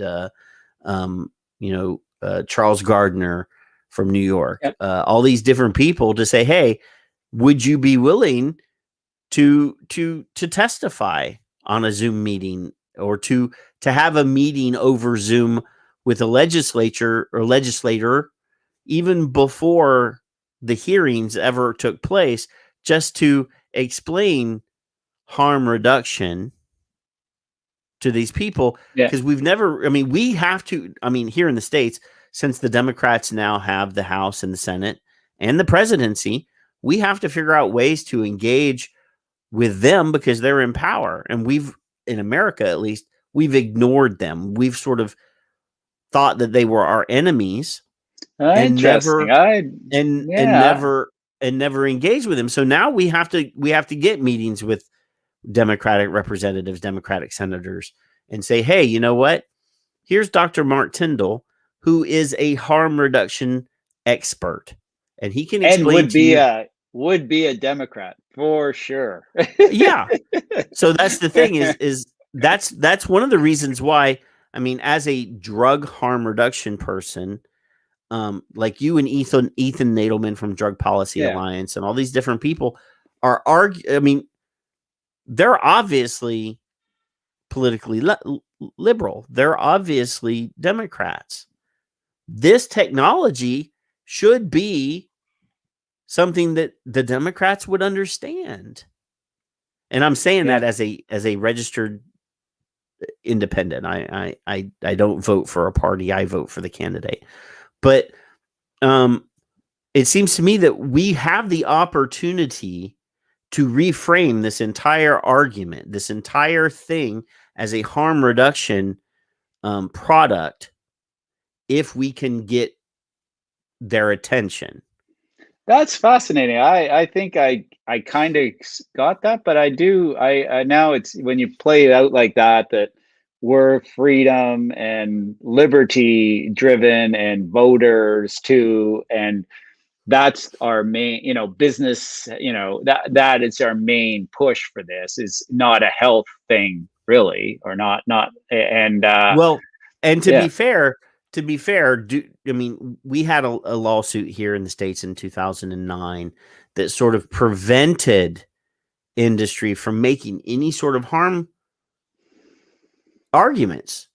So when it came to addressing that issue, they were never legally allowed to make those sorts the of same statements. in Canada. Yeah, no, it's pretty clear. So, The Health Canada website does say that it's safer, but still the companies are forbidden to make any statements like that. right. And since that was sort of prohibitive, they never figured out a way to do it. They never figured out a way to address that as part of their argument, because they're not allowed to make those health claims. So we were never allowed or able. I shouldn't say we, because I'm not in the industry. That tactic was never tried before. But I'm a consumer. Yeah, no, because I think I have read something, just follow Twitter and stuff, and people are afraid of what Biden or the Democrats could do to vaping to be more dangerous than the Republicans would have done. So, and that's because we've never been able to engage with them using this argument before. And I think that there's an opportunity to address that, because obviously, Chuck Schumer and Nancy Pelosi and all these people have been rabidly anti-vaping. And if I think, I don't know for a fact, I mean, obviously Nancy Pelosi and Chuck Schumer are, they're old guard and they're stuck in their ways, but there are, Democrats that are, I think we could probably get their attention if we brought the science, if we brought, the right information to them and sort of reframe the argument, because it's always been in their mind. It's always, no matter what we've done, no matter what we do, this has always been a big tobacco trying to addict your kids to nicotine argument. Right. So if I brought, I'm pretty good at supervised injection site arguments. So I challenge anybody who's against supervised injection sites to sit with me for 10 minutes and not be convinced. So that's the kind of challenge that I do think to like. Now I can. So the same thing with tobacco harm reduction. I think a one-on-one, it would be pretty hard to argue with me. Like I would not back down, and I'm just so certain that I'm right that those conversations need to happen, and people need the opportunity to have those conversations. Right. So yeah, I mean I think that we have the opportunity to sway some opinion and get it away from, I mean, obviously I can have Eliana show up and talk about nicotine in the human body. I can get Dr. Charles Gardner to come in there and argue that the only way to make a mouse or a rat self-inject, hit the dose button to give themselves nicotine is to shake the box and stress them out to the point where they have to hit the button. Right. I can have Dr. Paul Newhouse come on and say, hey, I've been injecting human beings with nicotine for 30 years and nobody's ever come to me and said, Doc, I need my next hit. So, right. We have all these different people that have years and years of experience in public health or in pharmacy or in research. Paul Newhouse does nicotine research. But yeah, having the people with the credentials go and talk and give their personal observations. Here's my research. Dr. Newhouse is in You Don't Know Nicotine, and he's the one that says, he gave his speech about nicotine, and one of the people in the audience or whatever was like, well, I don't believe you. And he's like, this is the data.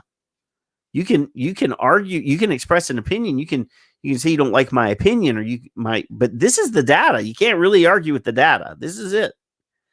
So, having those guys get up there and be able to defend their science versus me going up and handing somebody a study and saying, well, this is a study that Dr. Paul Newhouse did, or here's Here's some research from Dr. Mark Tyndall.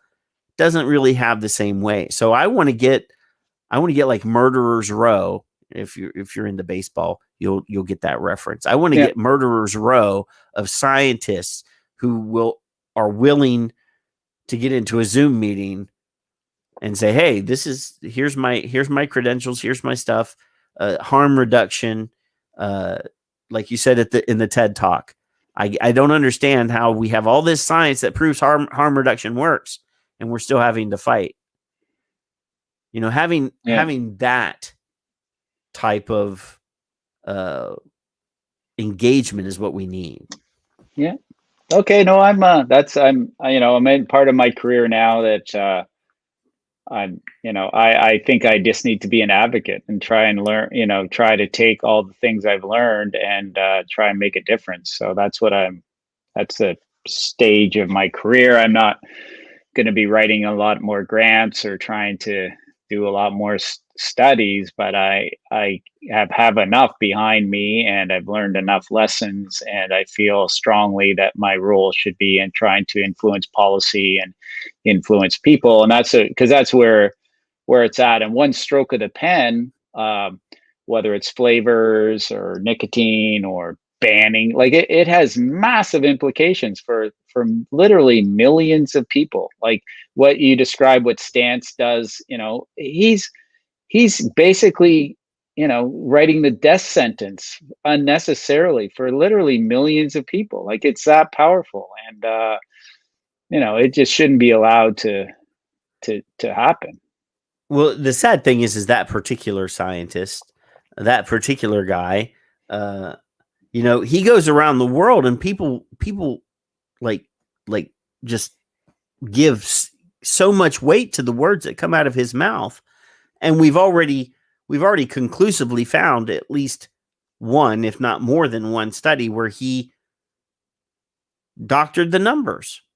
Like he's had to retract that study, and now they're scrutinizing lots of his other studies now, because his whole thing is meta-analysis, is meta-studies, is taking other people's works and interpreting the numbers and taking, here's a data set from over here and here's a data set from over there, and let's smash them together and, publish something. No, he's terribly dangerous. So, and just let's produce a study.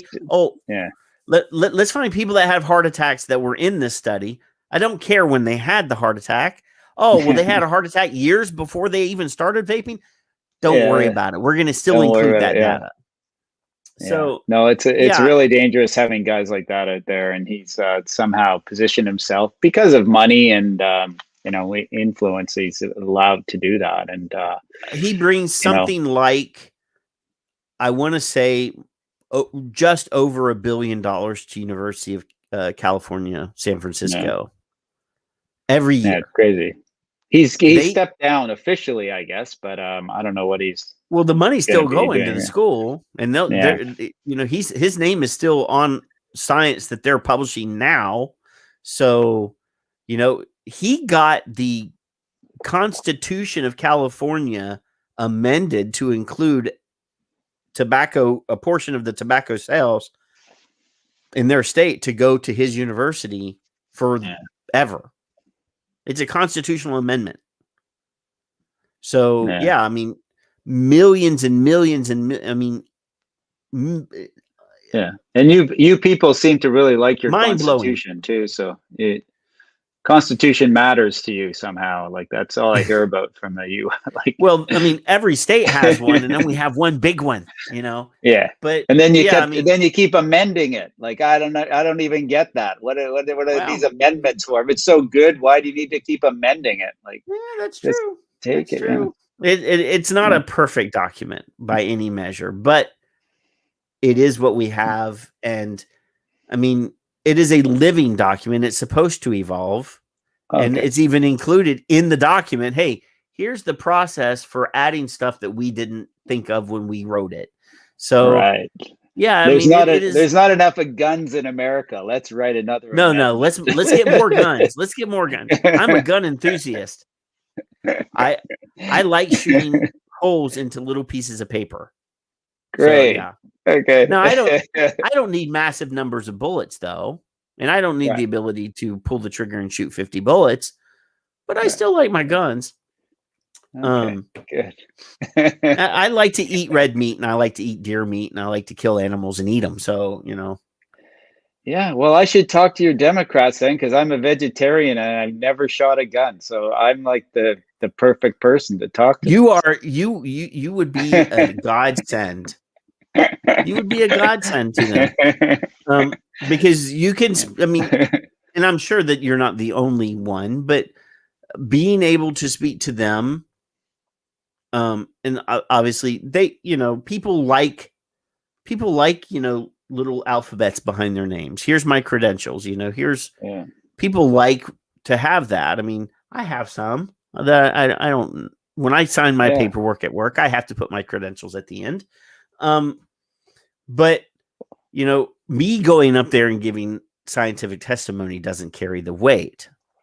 Well, it's funny, you said that because I don't really bother with my credentials much. And in Canada, like, it's kind of like people are kind of downplay that. But if I do a talk in the US, when I used to be able to travel there, I have a doctoral degree from Harvard, and people really like that in the US. Like, that is like really important. And that's my introduction always talks about Harvard. And in Canada, you went to school. Everybody did. Doesn't really You went to a matter. really expensive school.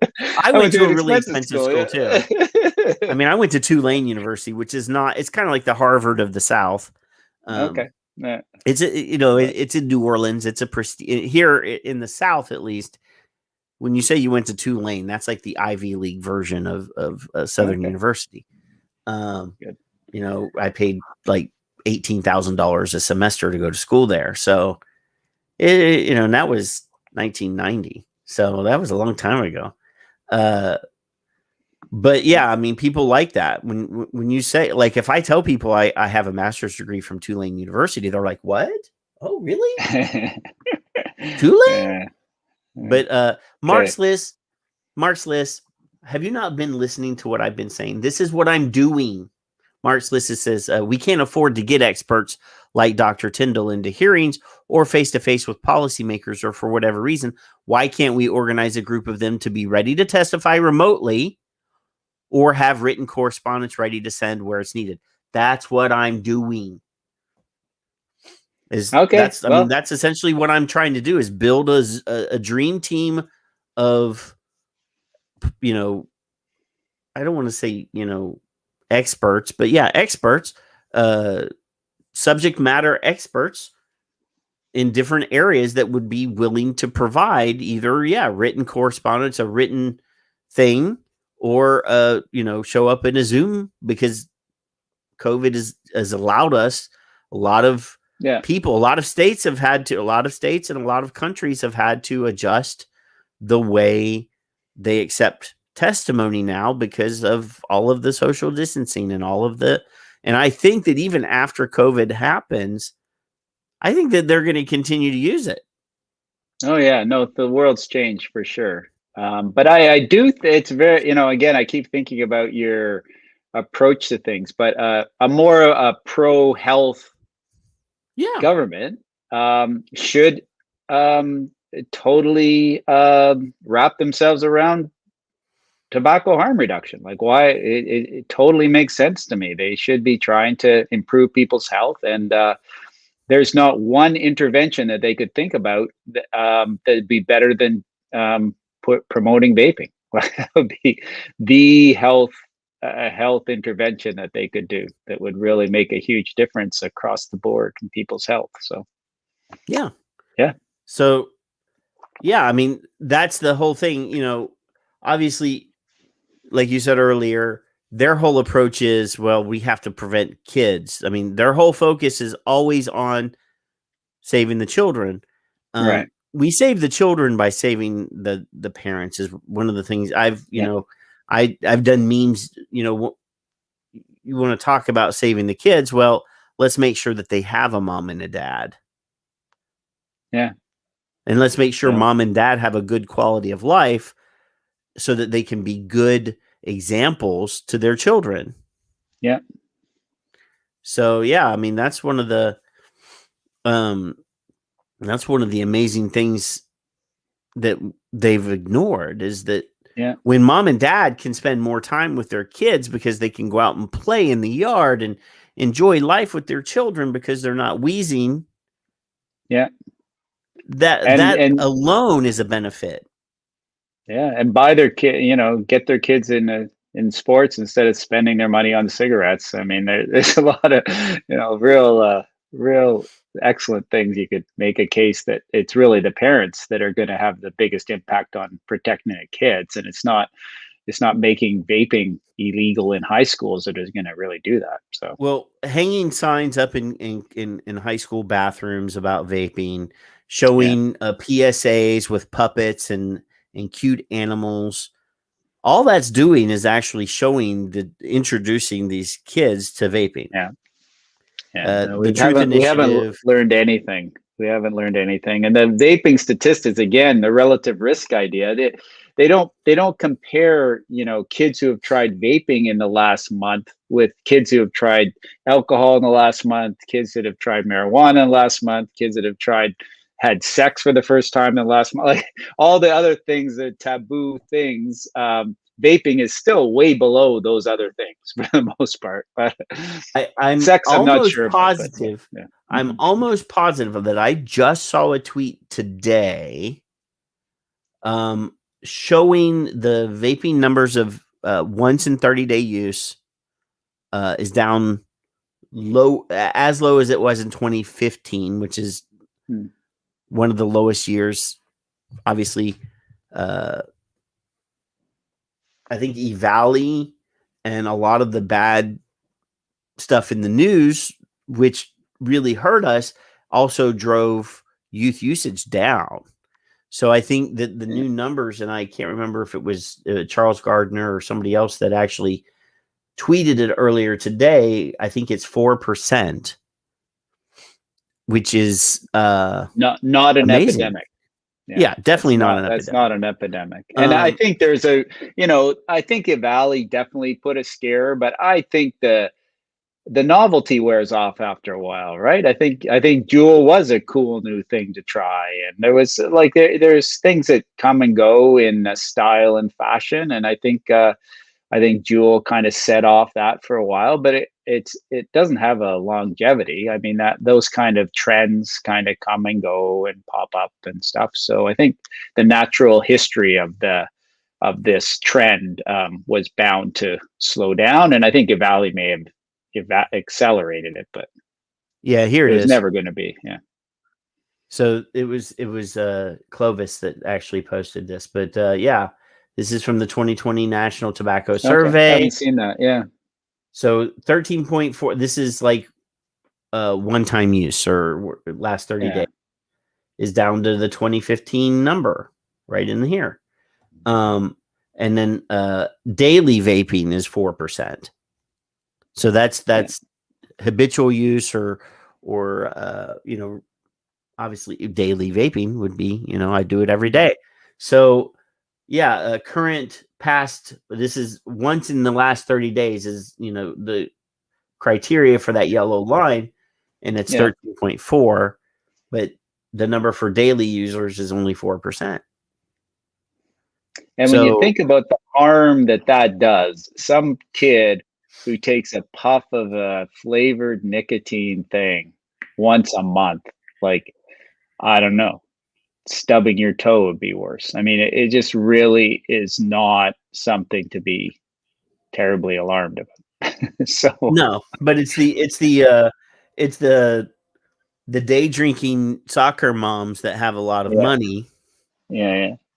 Little Jimmy got caught on the playground vaping. Oh, well, let's start a national campaign. This is awful. My child did this, and my child is perfect, so it has to be somebody else's fault. Yeah.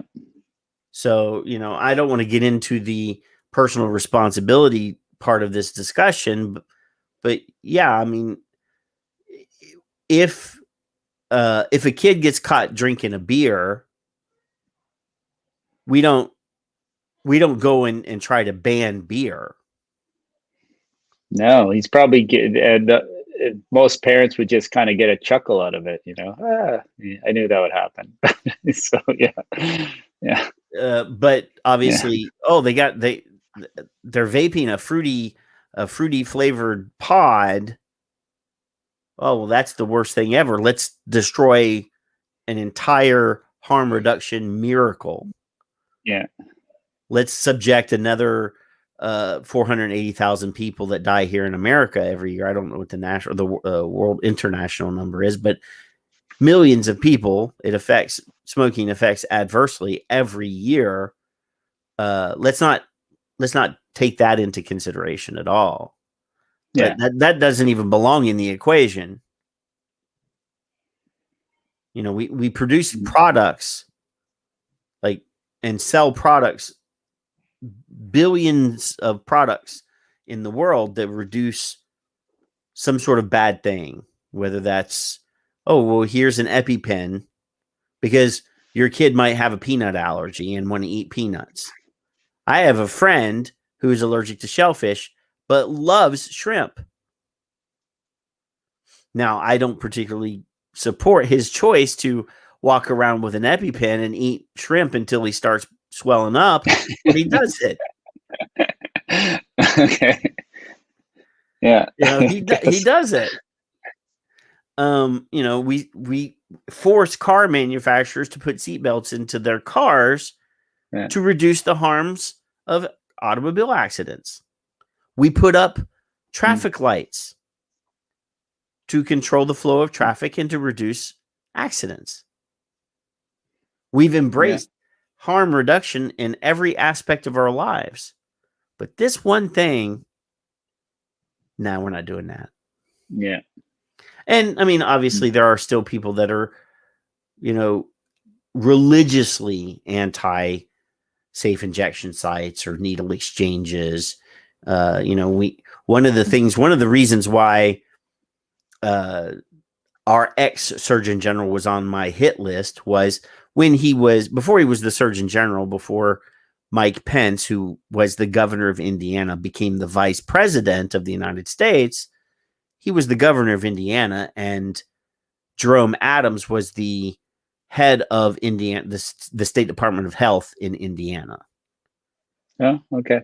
And they had a huge HIV infection cluster, right? Yeah, in the state of Indiana, and all of the harm reduction people were like, "Dude, we need to introduce needle exchanges. Needle exchanges. Yeah. We need this. We need the departments of health to be able to do a needle exchange." No. As the Surgeon General, he was like, no, we can't do that. Is that right? Who was that? Like, what's his name again? Jerome Adams. Okay. He was the Surgeon General of the United States. Because he was the head of the State Department of Health. Wow. Okay. And then when the governor got for 6 months, he refused to issue the order. Yeah. He vocally was against it because he said it would promote drug use.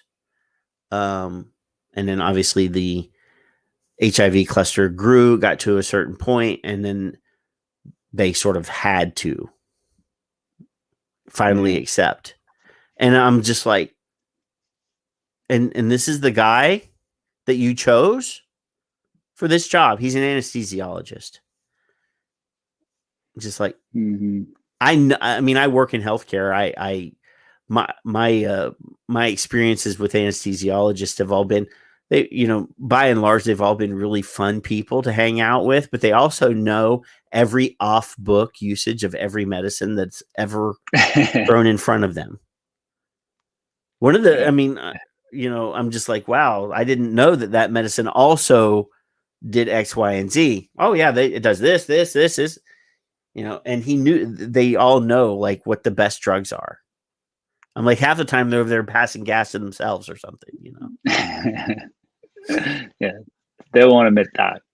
No, they would never admit that. But yeah, he was the head of the Department of Health for the state of Indiana before he was the Surgeon General.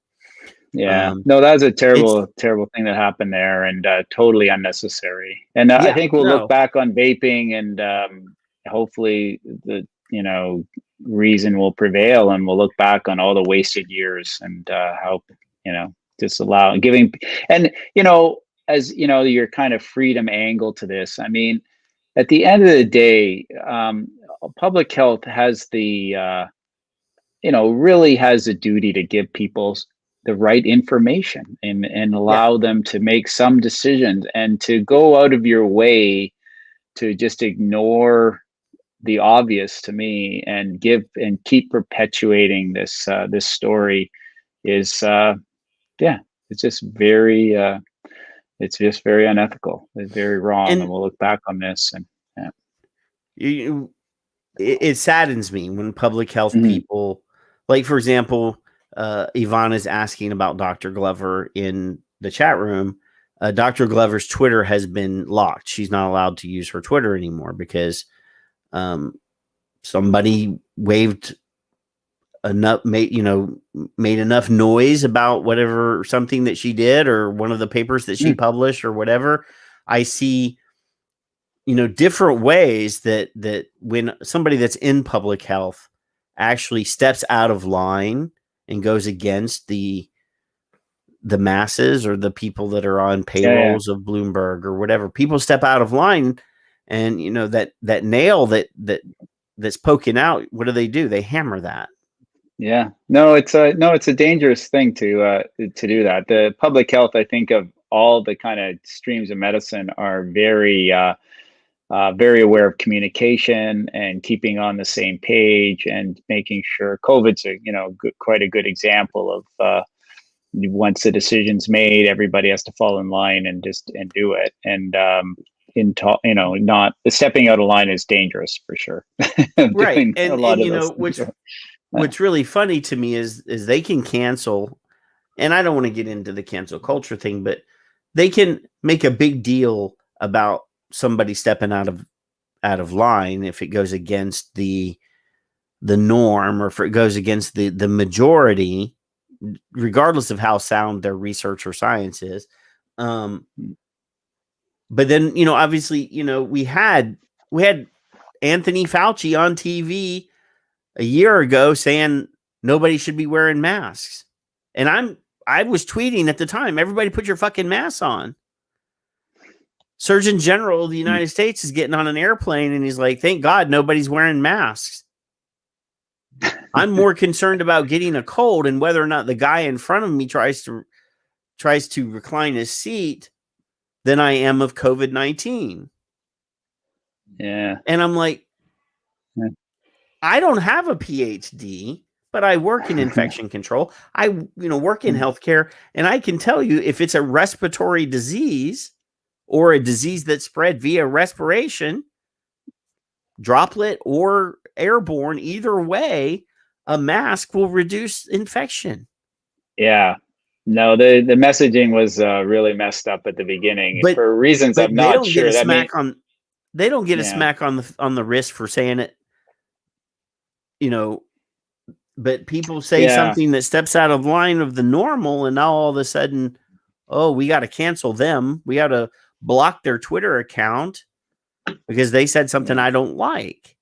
And when it's specifically about vaping, I mean, we see vaping channels on social media, YouTube, or people that on Facebook or whatever. We see accounts getting locked all the time because they said something that somebody didn't like about vaping.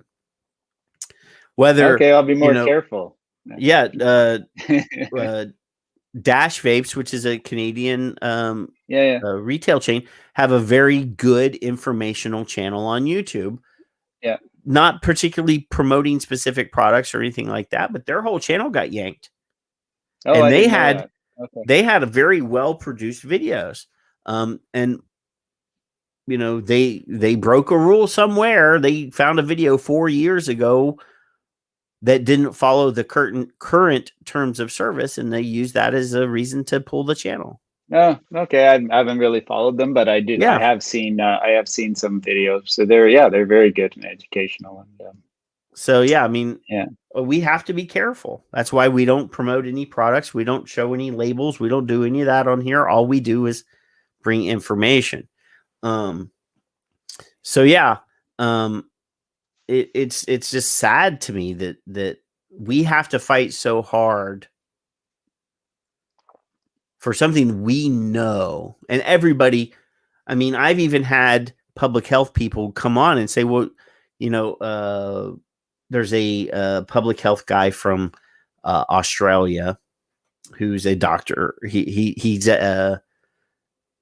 teaches a class at a university in social outreach, social media outreach, developing public health campaigns, and he's also very vocally anti-vaping. And he published, or he tweeted a study, and he made a statement in his tweet that didn't have any. The study said the exact opposite of what he said. So I actually responded. I said, "Did you even read the study? Because the study doesn't say what you say it says."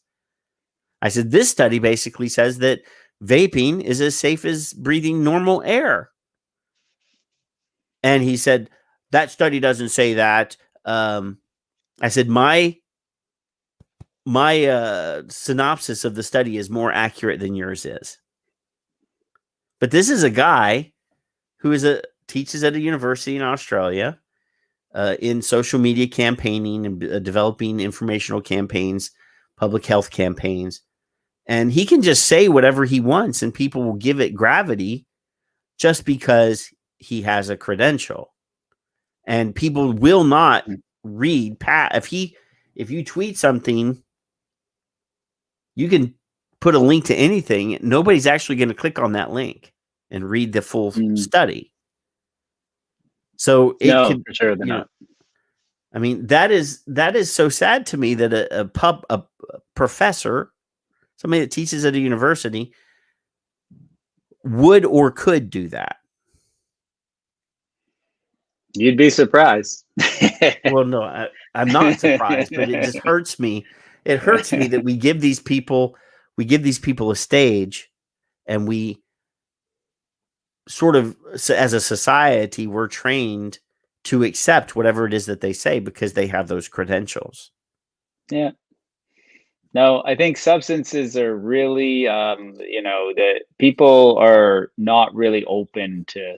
It's so, you can have all the science you want, but it's a lot of ideology and socialization that people have been through. That drugs are bad, people who use them are bad. We need to stop people we need smoke-free society, drug-free societies. I mean, at the root of it, I think we're really still there for a lot of people's attitudes towards this. And even if you frame harm reduction as a kind of trajectory, starting people on a trajectory that may end in abstinence is not good enough for most people. You can't do that in the first step.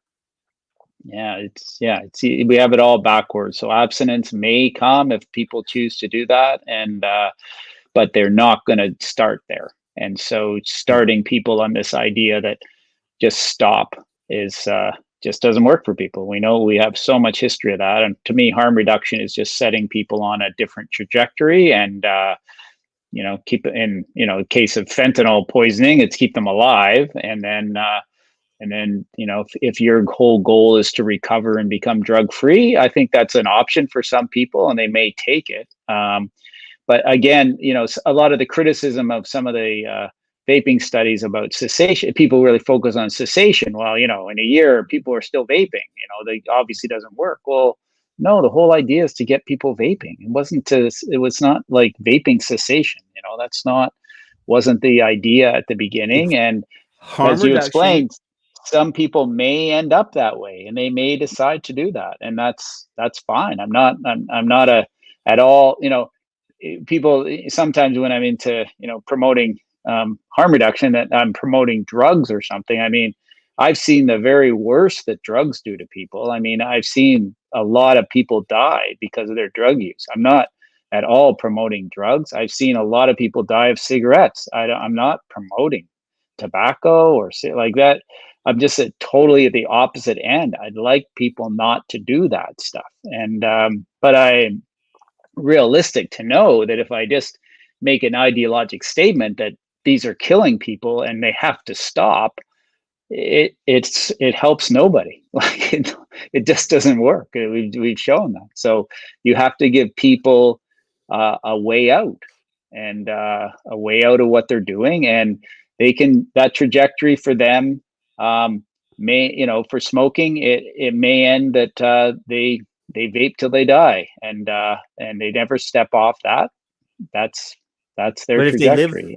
if they live 20 years they'll live. longer, Yeah, they'll live. Yeah, it's great. you know, I mean, if I was a smoker and I was destined to die at 55, and I stopped smoking when I was 38 years old and end up living to be 80, I got 25 extra years. Yeah. Yeah. You And know? it's that real, like that. It's so consistently bad if you smoke too long. Like there's no sugar coating it, right? If you continue to smoke, you could be having a podcast about surviving lung cancer. I mean, it's that predictable that your trajectory is very bad. You know, you could choose between I'm having a podcast of how to survive COPD or stroke or a heart attack or lung cancer. You could take your pick, you know, but something bad's going to happen to you if you have a 40-pack year smoking history. There's no getting around that. And we owe it to people, if there's a better alternative, that they don't have to do that. That is not necessary. You can still have your nicotine. You can still get whatever you need out of doing that, but you do not have to die. And it seems that obvious to me. So yeah, Ivana in the chat room says people with addictions to drugs or cigarettes even just need to be treated like human beings and treated with dignity and given choices on different quit models or different harm reducers. Yes. I mean, that's the whole point, is that I think we're moving towards a more empathic culture where people are starting to understand some drug harm reduction stuff. It's still an uphill slog, I'm sure. You know, we're not, you know, we don't have clean injection sites and needle exchanges in all 50 states or in every country.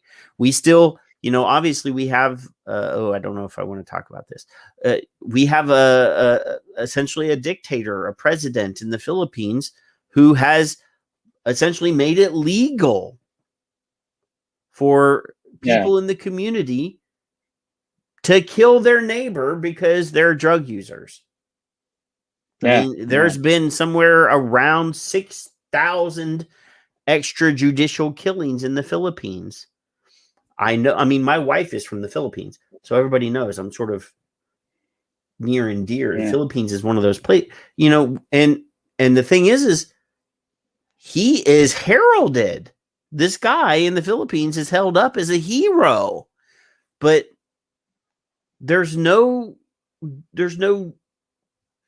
recourse. There's nothing. I mean, we have a guy who's basically saying, you know, if you think that your neighbor, or if there's a drug dealer or a drug user in your neighborhood and, you know, he's a danger to your neighborhood, you should kill him and I will protect you. Yeah, no, it's terrible.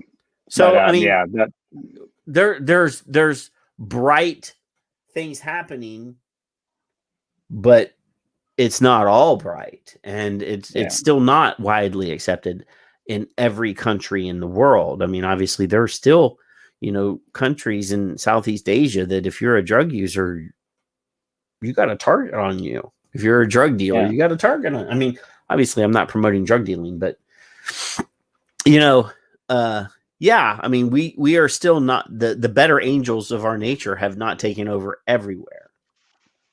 And it is kind of scary. because they could. Yeah. I mean, they did essentially try to do the same thing with vaping in the Philippines. The president of the Philippines said he was instructing law enforcement in the Philippines to arrest anybody that they saw vaping. That vaping, Yeah. he had basically made a blanket statement that vaping was illegal in his country. Well, the legislature in the Philippines sort of pulled back on that and said, no, you can't do that. We'll put out a ban on public vaping, but people can still whatever they want to do in their own homes. But it's pretty scary. In Singapore, if you fly into Singapore and they search your bag and find a vaping device, they're going to confiscate your vaping device. A couple years ago in Indonesia, if you got caught vaping, they were going to arrest you. So, yeah, it's even though in Indonesia, 60% of adults smoke or something. Oh yeah, bizarre yeah, thing. no. So it's. I mean, when I was in the Philippines, the last time I was in the Philippines, a carton of cigarettes cost like $12. Oh, because I was in So, Indonesia recently, and this pack of cigarettes was like $1. So that's $10 a carton right there. Yeah. So I mean, it's weird that we're still fighting this fight. I've been doing this a decade now. So yeah, it's kind of, I would have thought that we would have won by now because we have science. We have all this information. We have all these, and we have millions of anecdotal stories. That's the other one. Yeah. If you watch the show, you said you watched the show with Senator Holly Hughes. One of the testimonies was a university professor in Australia who basically said that, I don't know what the number is. There's 7 million vapors or whatever in Australia or whatever, but every one of their stories was just an anecdote. At a certain point, you got, here in the States, we've got somewhere around 9 to 13 million vapors. There's no adequate way to, there's no, I just can't realistically put any weight to any of those estimates. But so that if there's 9 million users of vapor products, at some point when you got 9 million testimonials or 9 million stories, it has to stop being anecdotal. Yeah. And really, if one person, it should be good enough. If they decide that that's what they want to do, then, So, yeah. Okay. How long are we on, Patrick? People are staying up late. Actually, we've been known. I was getting ready to wrap it up, but okay. Yeah. Normally, we've gone 4 hours before, but I would never ask you to be on here for 4 hours. The first time Dr. Glover was on, the very first time, we had a filled chat room and people were asking, and there's still a bunch of people in the chat room. But people just kept asking questions. We kept looking at the clock. And it was like 4 hours. And I was like, oh, she's going to get mad. And she was very happy. She was she gave like a 20 book reading list of books for people to read about tobacco harm reduction and about harm reduction. So yeah. I really appreciate you coming on, Dr. Tyndall. And hopefully in the future, we'll reach out and get you to come on again at some point. There was the last hour, there was no audio problems at all. I don't know what happened. Yeah, I'm happy about that. Yeah. I explained to you before I came on, but I'm actually locked in my bedroom because I didn't have a good place to do this. So it's, and then the reason I asked is my low battery just came on my computer. So I wanted to have to get up and plug it in. No, but I'm fine. Yeah, I appreciate you coming on. I don't, normally Kevin would be here, and Kevin runs he writes for the Vapors UK website. He also writes for his own blog. And he is actually one of the 5 or 6 people that 2 years ago were cited in they did a social media engagement study on vapors, and the academic people that did did this study, he was one of the people that they said, no, this guy's too professional in his tweets. The tweets are too good. He has to be a bot. And the thing is all 6 people that were cited in that, we actually know 3 of the people that were cited in that study. He's very prolific on Twitter. He has, but yeah, he has better questions than me sometimes. So one of these days in the future, we might ask you to come on again, and hopefully he will be able to be here and ask you the questions that he wanted to ask. But one of the things that we always do is sort of ask the guest to give sort of a final thoughts. And it could be anything that you want to talk about, or you want us to your homework. You can give us homework, whatever it is that you think, would make an impact, or that you just want to say goodbye with. Okay, well, I'm talking to an American. Hoping you weren't going to ask me to sing my national anthem or something like that. So, Canada. Actually, there's Aussies in the chat room. There's Canadians in the chat room. I'm looking. There's Americans in the chat room. There's New Zealanders in the chat room. So we're very broad. The one lesson, I think it's really really good what you do. So I think my experience with sort of harm reduction world and people who use drugs, everything that happened that was positive was because of those people, and to give a chance for people to have a strong voice, I think is really, in the long run, that's what makes things happen, and not relying on the kind of academic or political leadership. That really the grassroots stuff that makes things happen. And so that's why I'm really happy to kind of support people who are doing, podcasts and things like this. And I try to work as much as I can with vape shop owners and people that are, just really smart about it, and really have a lot to say, and just try and build that voice up. I think that is extremely important. And I mean, for vaping, there's so many millions of people. There's clearly quite a lot of activity, but the more that can be organized and have a really strong voice politically for change and things is super important. And the biggest thing I'm learning from this is that probably with the change of the political landscape a little bit, to really try the harm reduction approach and really make it a health issue, that this would be a miracle in public health, and you could revolutionize your healthcare system if you promoted vaping to people who smoke. And so I think there's a huge opportunity maybe there, that if people think it's a kind of lost opportunity because the Democrats aren't going to listen to the freedom argument as much, but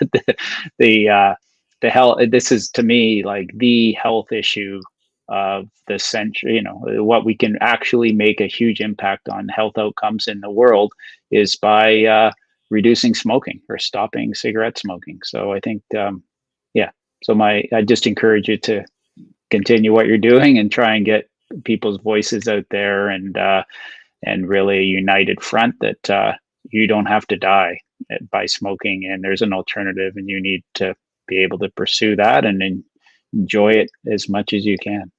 So yeah, I mean, I think the error that we made was everybody kept saying we need to have the NRA of vaping. That's how we should address this. Instead of saying we should have the Drug Policy Alliance of vaping. That's what we should have had, was, having a more science-based, more compassionate version, because, people's natural, I guess, I mean, obviously the NRA is a huge lobby. Maybe that's why they thought we should build our platform on like an NRA like platform. But no, we should have, I think we dropped the ball and turned it into you can't take my vape away from me, right, from my cold dead hands. I mean, that's essentially the argument that we used for the last 10 years is sort of the NRA sort of thing. Yeah. You can't take this away from me, instead of saying, you know what, this is a miracle, and let me explain to you why it's a miracle. And let's talk about smoking and vaping. I think we might have been further along than what we are. But again, I appreciate you coming. I like to, close the show every night, or well, not every night because we don't do it every night, but every week by saying, Friday's over, and you guys have the weekend to enjoy your family. Go and hug your kids, and go and find your significant other and plan a big wet one on them. Enjoy the weekend, barbecue, whatever. I think I saw somebody post that racing, NASCAR starts this weekend. Enjoy your Sunday car racing, because the Super Bowl was last week. So I would say enjoy football, but now I can't say enjoy football. So enjoy your racing or whatever it is that you like to do. And just remember, Monday is just around the corner, and we got to wake up Monday morning and fight the slog and do what we have to do to protect this miracle for the smokers. Because if we lose this fight, it's, we can still get vaping products. I make stuff. I can home make stuff and send it to you. That's no problem. I will not leave you in the dust, but we will never save millions of smokers with, DIY. We will never save millions of smokers with a black market. We have to have a healthy and safe industry to be able to engage with and save those people. Because one day they're going to wake up coughing and say, you know what? I'm done with this. I have to find something. I have to do something. The lozenges didn't work. The nicotine sprays didn't work. The inhalers don't work. The gums don't work. The patches don't work. But maybe this vaping thing works. But if it's not here, we can't save them. So anyway, I love you guys. I thank you for coming. And next week, Kevin will be here. And hopefully we'll have something else to talk about. But until then, have a good week. Love you guys. Be good. And we're out. We have stigmatized entire communities. We're exporting a whole lot of really bad and dangerous rhetoric, bad research, and unfortunately it's being picked up and amplified in other countries. Harm reduction is still viewed as some sort of radical concept.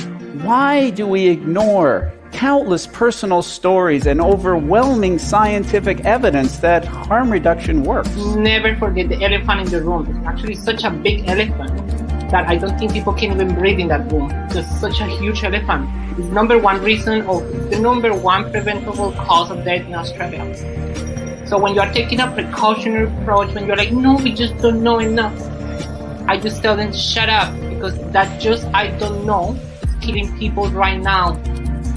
Starting with abstinence is like asking a new diabetic to quit sugar, or a severe asthmatic to start running marathons, or a depressed person to just be happy. For any other medical condition, we would never start with the most extreme option. What makes us think that strategy would work for something as complex as addiction? We're worried that, in fact, a lot of members of the public still think that using an e-cigarette is as harmful as smoking a cigarette. I mean, I have said that it would be tragic if smokers didn't quit and carried on smoking because they hadn't tried an e-cigarette, because they were worried about the safety of an e-cigarette. Vaping is a form of tobacco harm reduction. No one is claiming it is the silver bullet that's going to stop everyone from smoking. And I think that's really important to acknowledge. And the people that actually support vaping support it as a harm reduction model. Can you imagine if this was any other kind of poisoning epidemic? What if thousands of people started dying from poisoned meat or baby formula or coffee? We would be treating this as a true emergency. We would immediately be supplying safer alternatives. There would be changes in legislation, and we would be supporting the victims and their families. I am the master of my fate. I am the captain of my soul.